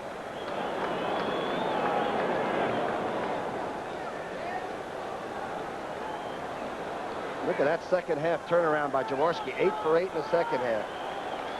Just like last week, he had a good second half to get the skins. The good ones always come back. 3rd down and 3. Drop back, a 5-stepper. Going outside and throws it away from Wilbert Montgomery. And he was being rushed. Dawson got close, and so did Grooms. All right, let's go to New York City and get one from Brent Musburger in New York. Rookie, they are into the 4th quarter down in Miami, and the Dolphins now have opened up a little daylight. Here comes Franklin, 9 yards. It is now 19-7, and the Buccaneers have just gone ahead by 3 over the Saints. Let's go back to Brookie. Miami recovering from that loss to Tampa Bay. Shula, some coach, too. Franklin now will be trying this from the 44-yard line, a 54-yard attempt as they don't get the right players on the field. A timeout is going to be called. The crowd doesn't like it, but they don't have to kick it. Maybe this will give number 1 a chance to settle and cool it down. Franklin, the man from Texas Aggies, the number 3 draft choice back in '79, is 4 for 5 between the 40 and the 49. This will be held at the 44-yard line, a 54-yard attempt. Shira's the holder. It's got enough. It's just short to the right. A few boos. He didn't get all of it. Back to the line of scrimmage. The Cardinals will have the ball. Remember, the Eagles used one of their timeouts. They only have 1 timeout left. 1:23 left in the 3rd period. It's 23-13. This car has been compared to cars more than twice its price. When people see its elegant style, its luxuriously spacious interior, and experience the quality of its engineering, they can't believe the Honda Accord 4-door lists for under $10,000. Which probably explains why it's the best-selling front-wheel drive 4-door sedan in Alabama, Arizona. Ask him how much time in Chicago, how much time... This city at home for game number 2 here at home. Of course, that was a Cincinnati game, 6,163. Today, 8,344 stayed home, but that's a lot less no-shows than other places in the country. I think last week in Atlanta, 27,000 people that had bought tickets stayed home. I guess Philadelphia still likes their football. Cardinals have played well. 23-13. Lomax is the young quarterback. Quick drop back, slant in pass, thrown away from Pat Tilley. Herm Edwards there. Tilley said the Eagle cornerbacks, Roynell Young and Edwards, are very experienced and know how to take things away from you by watching the quarterback. And he seemed to say that when they watched movies, they would see that the quarterback could flag and perhaps make them do the wrong thing was about the best way. Other scores? Tampa Bay on top of New Orleans, not over yet. Green Bay beating Buffalo, 4th quarter. Houston hanging it on the Giants. The toss back to Stump Mitchell. Mitchell gets a good block on the outside and picks up enough almost for the 1st down. Boy, Wayne Morris came out and cut Randy Logan down. I bet you can credit Wayne Morris with that gain. He has done a fine job all afternoon on the lead block. Number 24, you'll see him on this toss out of the I formation. He's the fullback. There's the toss, and watch Morris 24 come and clear the way. Makes a cut right there on Randy Logan, number 41, and it took 2 guys out because Reggie Wilkes fell over Logan. Logan should have come up a little further on the outside and not get tangled up. 1st and 10, taking advantage of by St. Louis. Lomax has been cool. Misdirection to Morris. Over the 50 into Eagle territory. Denny Harrison there. 1:02 left. About a minute left in this 3rd period. Cardinals now would like to get some points, keep the clock up, keep keep it away from the revitalized Eagle offense. Crowd sitting still for a while. It is a gorgeous day here in Philadelphia, Pennsylvania. Mitchell with 88 yards. 15 carries, 88 yards for Stump Mitchell. I'm going to send him a box of chocolate candy. Marsh in motion, gets out. Roy Green, I believe, on the ground. If almost a lateral, that's a pretty dangerous throw. Did he trap it?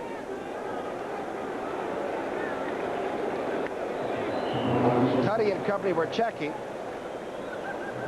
That was a lateral. Of course, it's rather live. You can recover it if you're playing defense.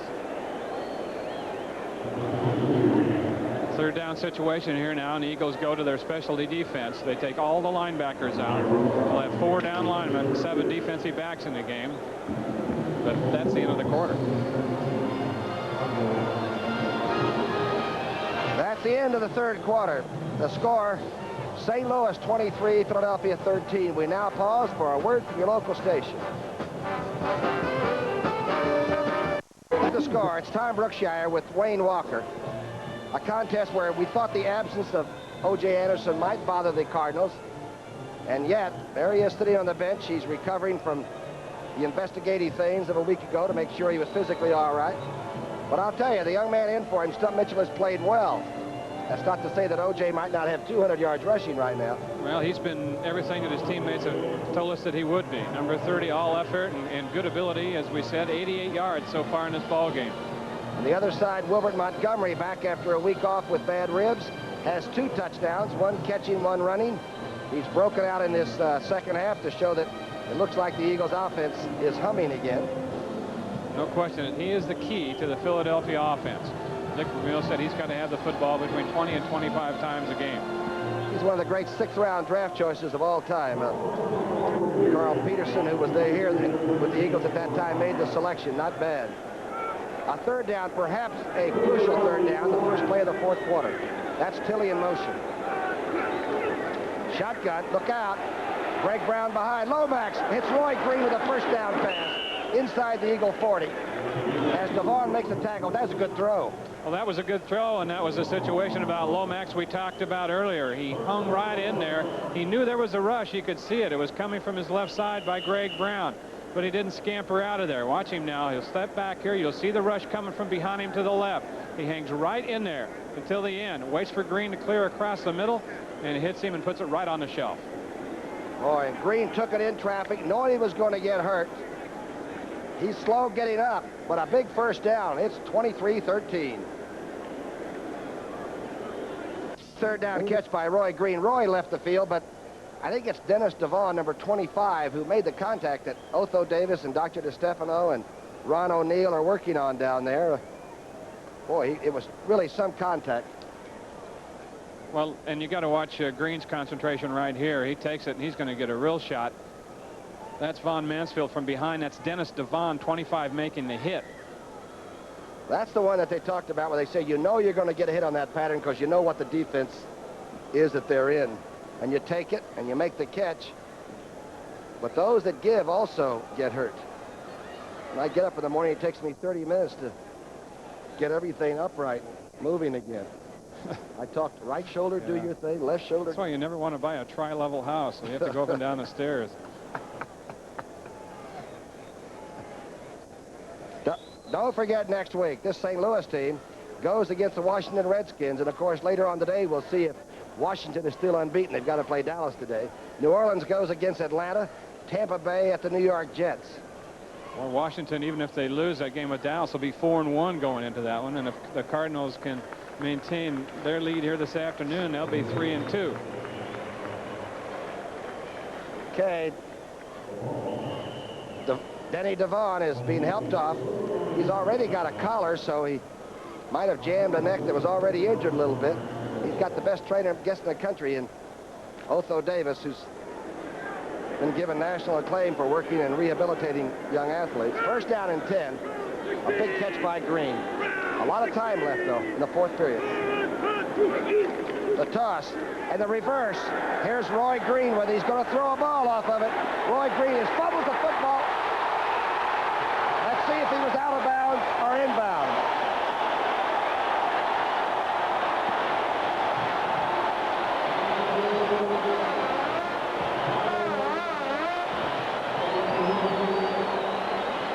The reaction tells you it's the Eagles' ball.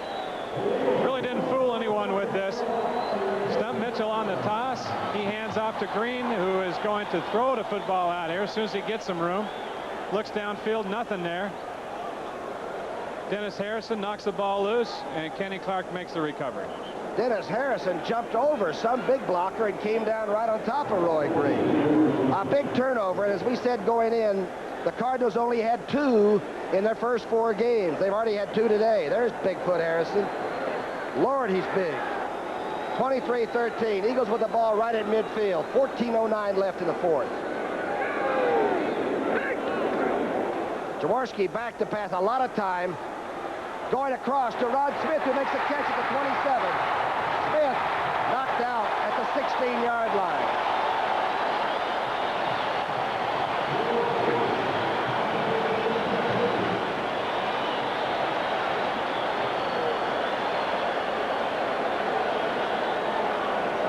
He made a tough catch, looked pretty easy. That was a great catch by number 81, Ron Smith. And we mentioned he'd had some problems coming back off the strike catching the ball, but he made up for it right here. Look at this adjustment, turning around and reaching back up and high, and made a 360 and came down running. Good job for the offensive line. They caught the twist, the stunt, and did a pretty good job giving Jaworski the time. Good looking numbers. 5 for 51. First down and 10. Inside handoff, hit hard. Dave Aarons, the middle linebacker, filled the hole beautifully, and Harrington never got started. First down is such an important down when you're in close, inside the 20-yard line. You'd like to make at least 3 yards on it. Now they put themselves in perhaps what is a sure passing situation. Dave Aarons making that play. It's his birthday today. 24th birthday. And quite a play made. Actually, when you got a trap called, you got to go ahead and trap the middle backer. They didn't quite get to him in time, did they? We got word on Dennis Devon, jam neck. He's going in for x-rays. Okay, second down and 10. The ball's on the 16. Montgomery is flanked to the left. Jaworski with a lot of time this time. Dancing, throwing across the middle, overthrows Smith at the 5. Because of a good surge that time by the St. Louis Cardinals defensive line, Tom, Jaworski had to throw on the move. He really didn't get set. They didn't get to him, but look at the traffic going back and forth. Look at the stunts. One lineman going one way, the other going the other way. Groom's right there, gets his hands up. Jaworski had to throw on a run and really couldn't get on that football what he wanted. I don't think he had to run that much. I think he could have settled down and thrown that darn ball and not floated it that way. Ron is 12 of 20 for 129 yards and a great second half. He's in shotgun on third down and 10.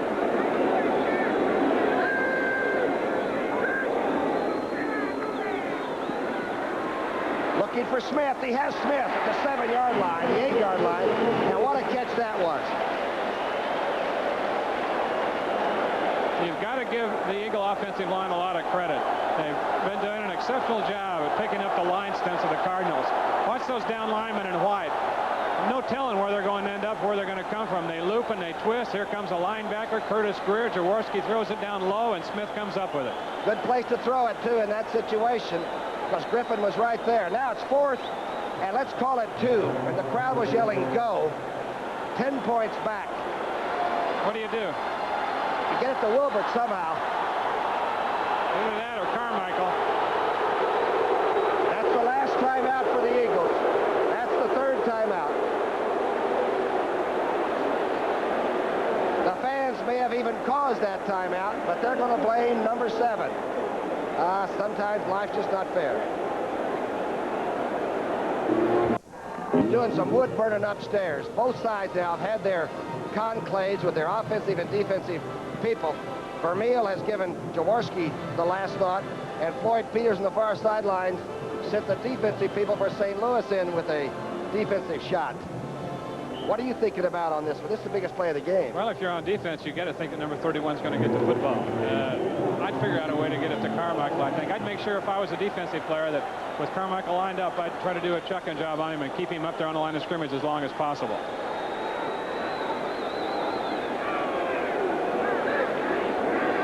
Jaworski's going to throw it. Going for Spagnuolo. Spagnuolo scores a touchdown.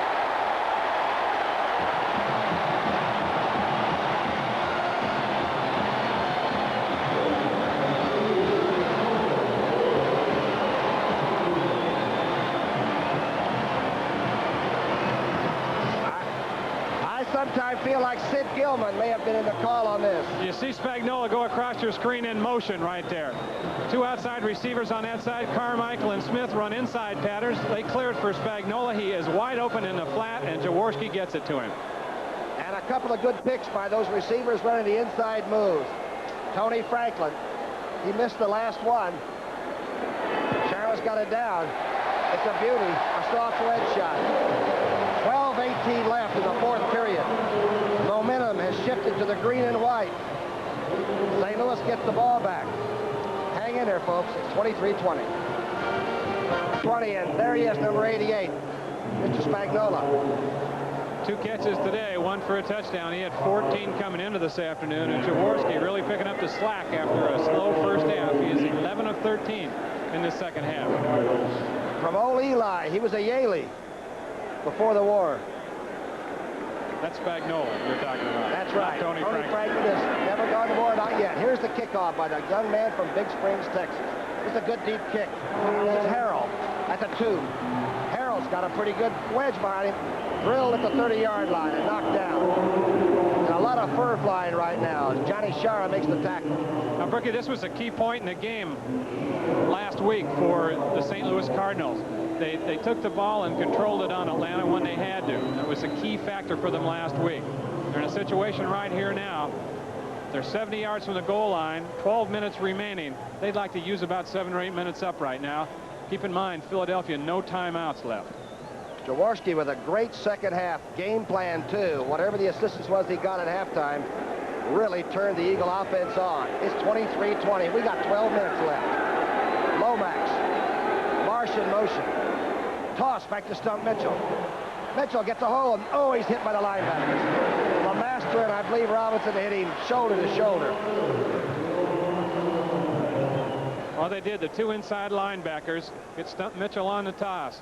You'll see him in the middle of your screen and watch him flow left as Mitchell takes the toss. Now, he makes a good cut right here to cut inside of Carl Hairston. But watch LeMaster 55 and Robinson 56 high-low him. Oh, it's like they're hitting the tackling sled. A pickup, though, of 2 or 3 yards. Make it 3 yards for Stump Mitchell. It's second down and 7. The same play. Toss back to this time. He gets through. LeMaster barely gets enough of him. First down. He is quick. He is quick. I like him. He looks strong down in the legs, too. We've talked a lot about his running and stuff today from the line of scrimmage, and he's got good hands. You know that. Although he hasn't caught a whole lot of passes this year because he's an excellent punt and kickoff returner. He holds a National Football League record for combined yardage and returns, so he's an all-around player. Other scores, Baltimore finally scoring in this second half of the crazy season, 10-6 over Cincinnati. Minnesota coming back a little bit, but that's in the fourth quarter, and Miami's leading it. Mitchell, by the way, is over 100 yards now, 104 on 17 carries. You see the other scores going by. That was a big first down for St. Louis. Inside to Morris. Morris with maybe a couple to the 50-yard line. Kenny Clark hanging on. That's Jamison now on the right of Coach Hannafin. Hannafin sort of tells Jamison what he'd like, and then he listens to make sure that's what is given. They have just about the simplest system of anyone I've ever seen getting the signals in. A lot of those complicated signal systems take about 20 seconds. This one seems to take about 5. It's quickly done and efficiently. Cardinals going for their 3rd win. The toss back to Stump Mitchell, finds a big hole and gets to the 40-yard line. A burst of speed by the stumper, and Bree Wilson had to come up from safety to tackle him. A good time for the Cardinals to get the ground game going. An 11-yard burst by Livonia. A few pats from the people that had the faith in him. That doesn't hurt you either when you're a young running back. We gave you that number just a moment ago. Anderson better get healthy in a hurry. He'll have his job. A Wally Pipp. First down, misdirection, fullback shot. Wayne Morris hit by Clark. Now time becomes an issue. It's under 10 minutes, 9.5 minutes left. A good drive of running plays. The clock is running. And that becomes a problem for the Eagles. Remember, O'Donohue is a very good field goal kicker. And the three-point margin could be 6. You got to start putting the brakes on very quickly. Now, this drive is approaching the 3-minute mark by the time this ball is snapped for St. Louis. They're quickly breaking the huddle. Lomax is the leader. He has been all the way. 3-step drop, going to the outside maneuver. Hits Roy Green. And Green doesn't get the first down, but gets the ball.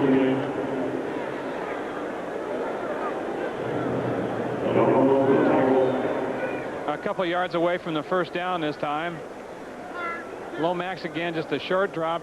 Green on a cutout pattern right here at the sideline. He's got to feel he's going to get some contact, but he comes down, gets both feet in, and he's out of bounds. So it'll be 3rd and a long 1.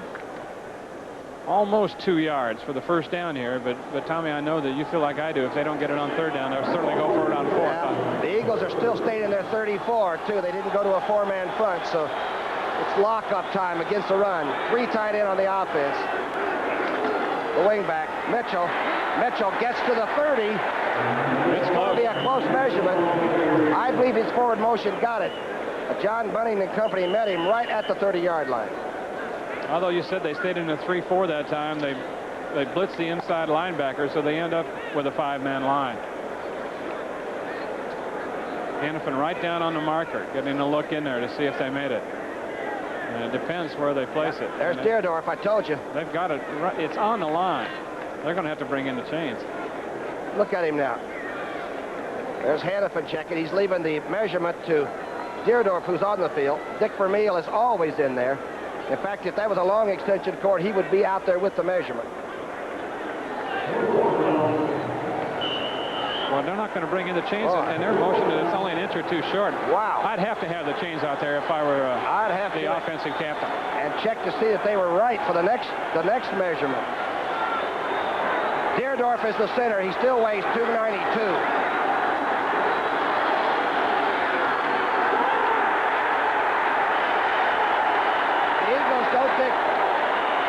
First down was made.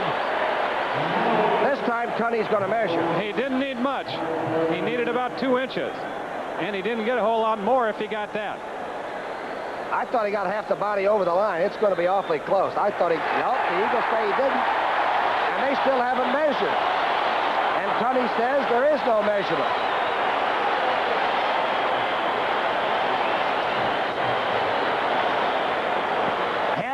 Is really mad, and as a former offensive line coach, he probably has a lot of thoughts right now that we don't want to know about.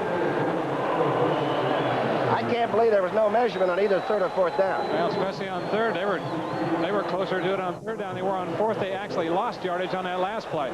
That's a great effort by the Philadelphia defense. And those fans may be right up there. That was a big one. 8:24 left in the 4th period at a 3-point margin.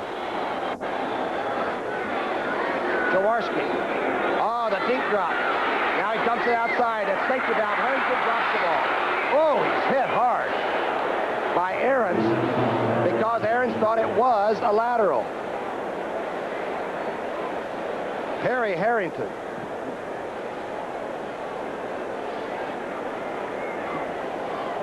Don't forget Saturday. I'm trying to forget Saturday because today is so exciting. Right now it's 23-20. The Giants have just gone ahead of Houston, 17-14, and the Giants wait for these Eagles up at the Meadowland here on CBS Saturday, starting with the NFL today. But right now, we have 8 minutes and 18 seconds. 2nd down and 10.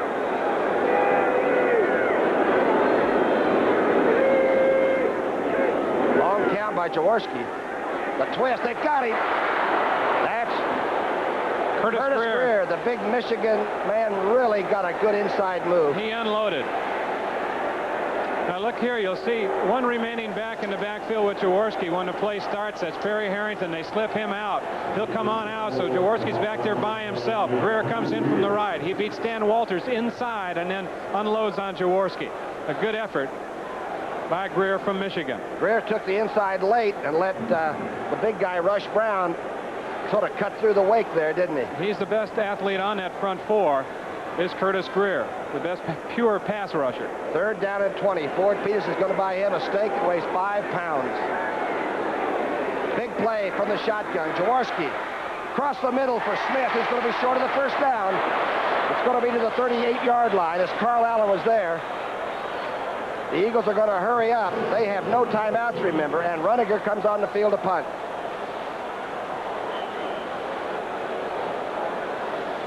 You got to have something around the sidelines that time.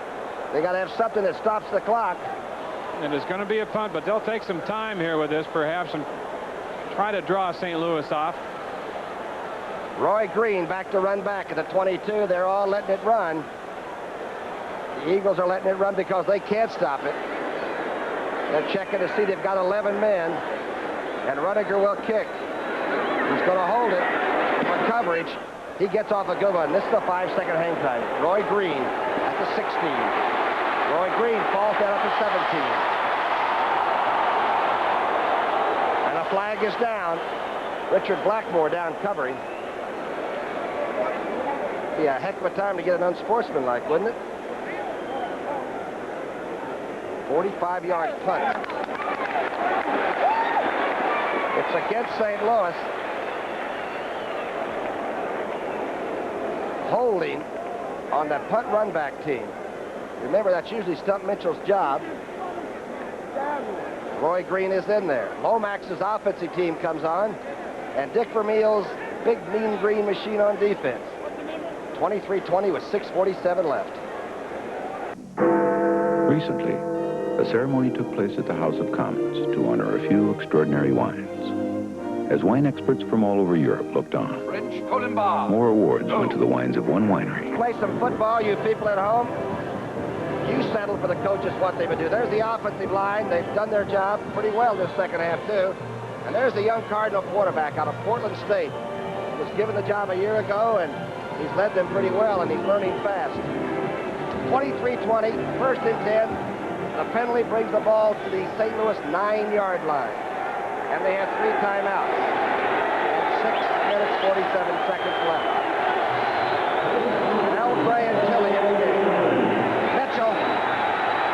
Mitchell breaks out almost for a first down to the 18-yard line, dragging Jerry Robinson.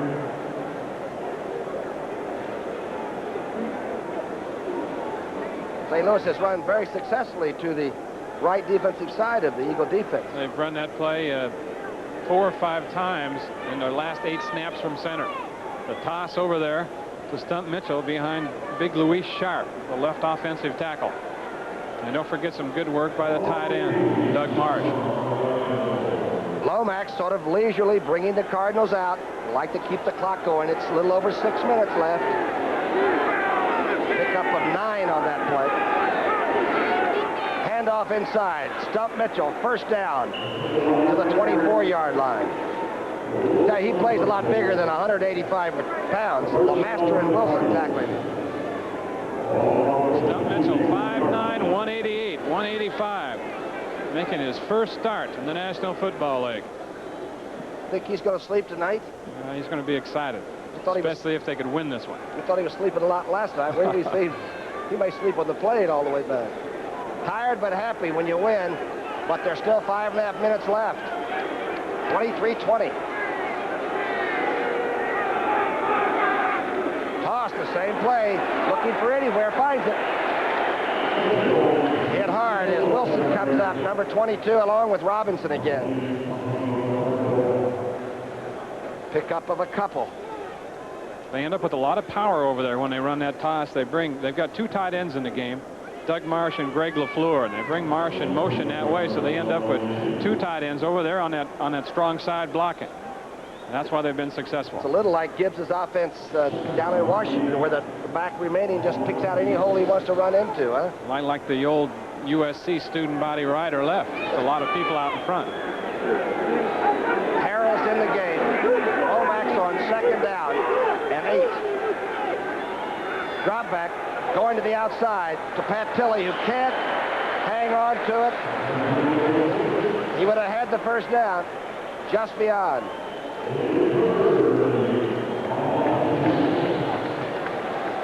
How about Tilley? How about Tilley's talk about down at Louisiana Tech, the people he had on that receiving corps? He had Mike Barber was the tight end. Roger Carr was another wide receiver along with Tilley.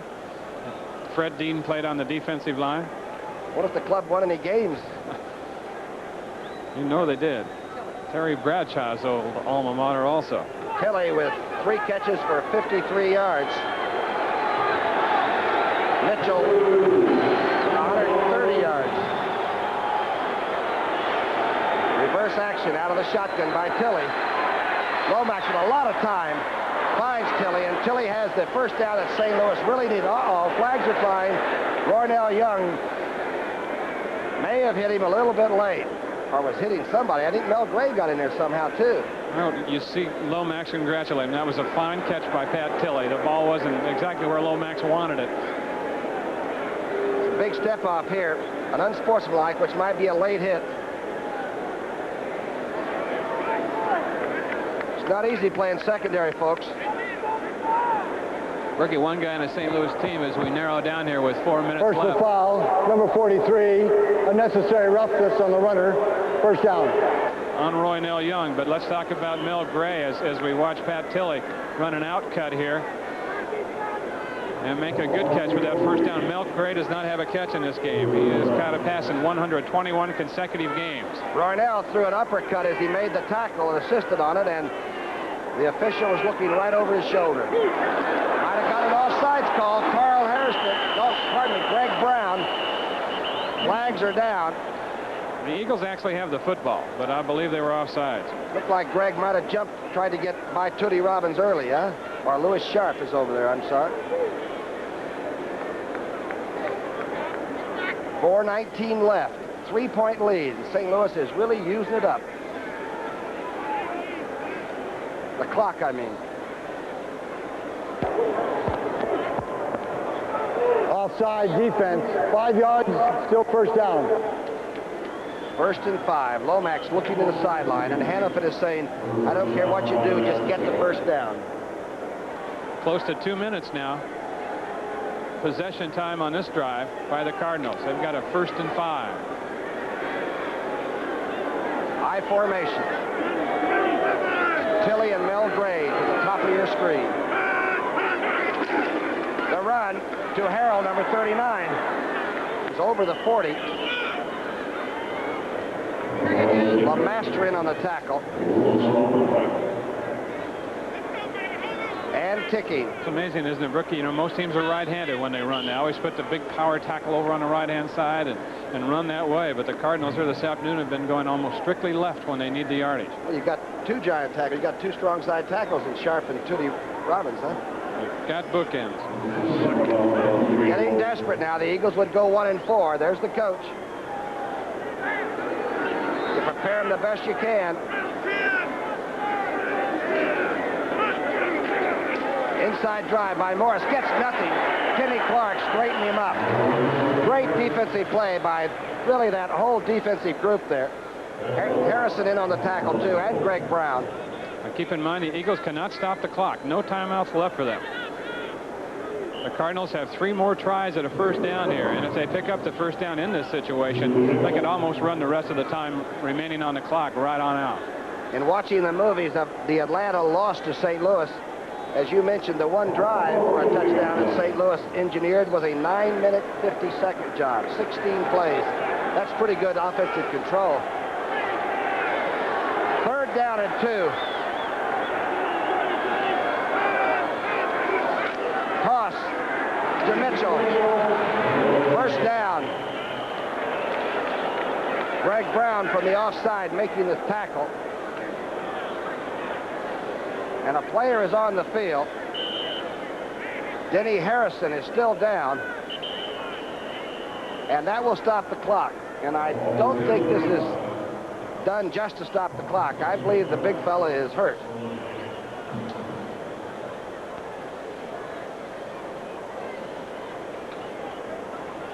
And so do the Cardinals. Go 3-2, and the Eagles 1-4. Stay around. NFL's most valuable player, brought to you by Apple Computer. He is easily identified by his bald head and funny name. However, in 1963, Yell Burton Abraham Tittle distinguishes himself with his passing on. As quarterback for the New York Giants, try to find out what's wrong to make sure they don't move a person, you know, before it's really time to. That's DeStefano, the doctor, on the left. There's Denny. He got cracked. 23-20, a big first down by the St. Louis offense on the ground, and they just let her go. Don't forget tonight on CBS, 60 Minutes, all-star party for Carol Burnett and the 7th annual Circus of the Stars. Can't believe I didn't get assigned to that last show. That's the kind of... Can't believe you didn't get invited to the party. I do refrigerator carries and shows like that, the big ones, you know what I mean. Anyway, a big night on CBS. After the football game, there he is, giving a lot of effort. Might have played the best football he's ever played the last 2 weeks that we've seen him. Well, it is just about all over right now for the Eagles, Ricky, unless they can create a turnover. Unless there's a St. Louis fumble or something like that, because there's 2:27 and counting right now on the clock. The Eagles with no timeouts remaining, and St. Louis can snap the ball 4 times. Tampa Bay with that good defense beat New Orleans.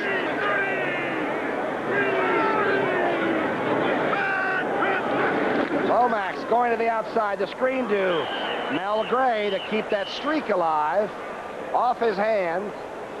And we've discussed this with a few people. Do you get the ball to Mel Gray in a situation just to keep the streak going that he can have, or...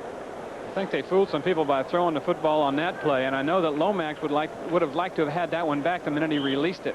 If you're going to throw that ball, you're going to throw it towards your side of the line of scrimmage rather than the Eagles. That could have been a deflection right into the hands of an Eagle defensive back. They escaped that time. Yeah, the thought was maybe by Hannafin that maybe they don't expect you to throw the ball, especially to Mel Gray, huh? He's not too happy. They still pay off on points, though, and it's only 3-point margin. Gray goes in motion. The toss back to Stump Mitchell. Mitchell hit hard by Logan, but stays on his feet with great effort to get almost to the 30-yard line.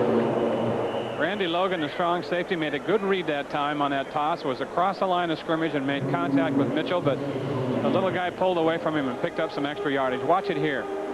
This has been their favorite play this afternoon. They reach block with all the linemen. No one actually pulls. They just kind of get out in front that way. There's Logan, 41. Mitchell balances himself with one hand and goes forward for some more yardage.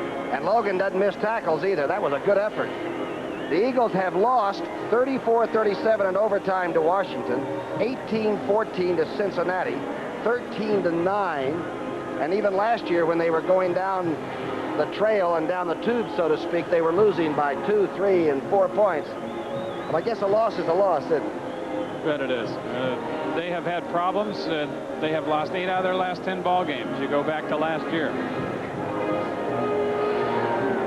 And don't ever let anybody kid you. It hurts a lot worse. The injuries do, the bumps and bruises, when you lose. It's Dennis Harrison, who came out of the ball game, obviously with an eye injury. Probably somebody got a finger through there. Following now for everybody except those in the Philadelphia area, the Cowboys and the Redskins in Washington. A classic battle between these two teams that have really had some classic battles. 4 o'clock Eastern time, but you in the Philadelphia area will not see this game. So if you know somebody up the turnpike, you better start the car. Well, what do you do here, Tom? I think you got to throw the football. 3rd and 7 now with the Cardinals. They need a first down now. There's 1:58 left on the clock. The 2-minute warning actually helped the Eagles in a way. Here's Miami beating Minnesota 22-14, the final. Let's see what kind of a defense Marion Campbell has in there. It looks like the 4-down lineman for a pass rush, doesn't it? And then on fourth down, you could say it's an incomplete or they don't pick up the first down. They'd almost have to kick the field goal because 3 points would tie them. The Eagles could get down close, even though they don't have timeouts left. Big play then for Lomax in the offense.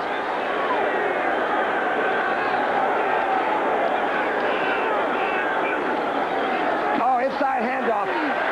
Mitchell may have gotten the first down. It's ought to be awfully close. A scrambling Mitchell dragged his knee back a little bit earlier, and the Eagles are going to really complain. He shot out of there like a cannon. So inside handoff off the shotgun. Now we'll get the chains in. Some people are going to say he was sort of slithering like a snake from about the 28 in.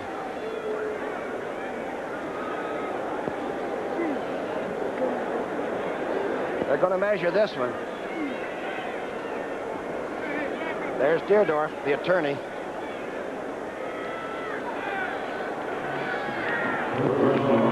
By the nose of the ball. Everybody breathing again in red and white. There's Jimmy Hart in the hat, the quarterback for so many years, and great years with St. Louis. Jerry Robinson, we're keying in on here right now as he read that play pretty well. The inside reverse by Stump Mitchell. Watch him get up here and fill the hole. But Mitchell made a move to the inside and then stumbled forward, picking up the first down. Yeah, we didn't see whether he was sliding or whether he was running. But we did see Jerry Robinson put his head down and miss a tackle. You don't see very often. 145 yards rushing for the Stumper.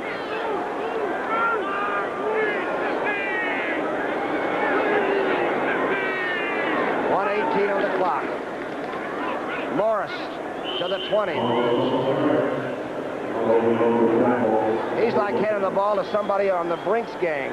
Yeah, and I don't think there's any danger handed to him. He came into this ball game with 269 carries without a fumble. He's tacked onto that here this afternoon. They're over 5 minutes now on this possession when they needed it. They were backed up. In 1980, it was the Eagles that went to New Orleans to play the Raiders in the Super Bowl. Last year, they came out of the blocks and then failed in the playoff game against the Giants. And here they are this year, perhaps 1-4. 34 seconds on the clock. Don't forget, these St. Louis Cardinals play the Washington Redskins next week in St. Louis. A game that you and I are going to enjoy doing very much. That's a great matchup. New Orleans at Atlanta, Tampa Bay against the New York Jets. And I'll tell you, these Cardinals are real. They used the clock, and they were conservative, but they were flamboyant when they had to be. 2 weeks in a row, they have done what it takes, and that is win the job up front, win the game up front with their offensive line. Jim Hannafin moving over across the field, as you see. He has done a fine job since coming here, rid of a lot of people. There's a lot of new people on the ball club. Credits to Larry Wilson, the former safety, who is head of player personnel. And, of course, Jim Hannafin and his staff. And our credits, of course, to our spotter, Billy Friel, and our stat man, Jerry Bruder, right here. Our executive producer is Terry O'Neill. Terry, we appreciate being put on the road and having fun doing it. Charles H. Milton III, the old Red Eye, our senior producer. Michael Burks, our fine producer, who allows us to have some fun doing these games. And the picture is provided by Peter Bleckner. Nobody's better. And the whole group, Jay Carole, my man up here, Lance Barrow, who's as big as they come and used to block for Wilbert Montgomery, and all the people that have really made it so much fun to do football here on CBS. That's it. This is Tom Brookshire for Wayne Walker saying so long from Veterans Stadium. The final score was St. Louis 23, the Eagles 20. Coming up next on CBS Sports, the Dallas Cowboys take on the Redskins, except for the viewers in Philadelphia. CBS Sports coverage of the National Football League will continue after this word from your local station. Play clean, and have good fun.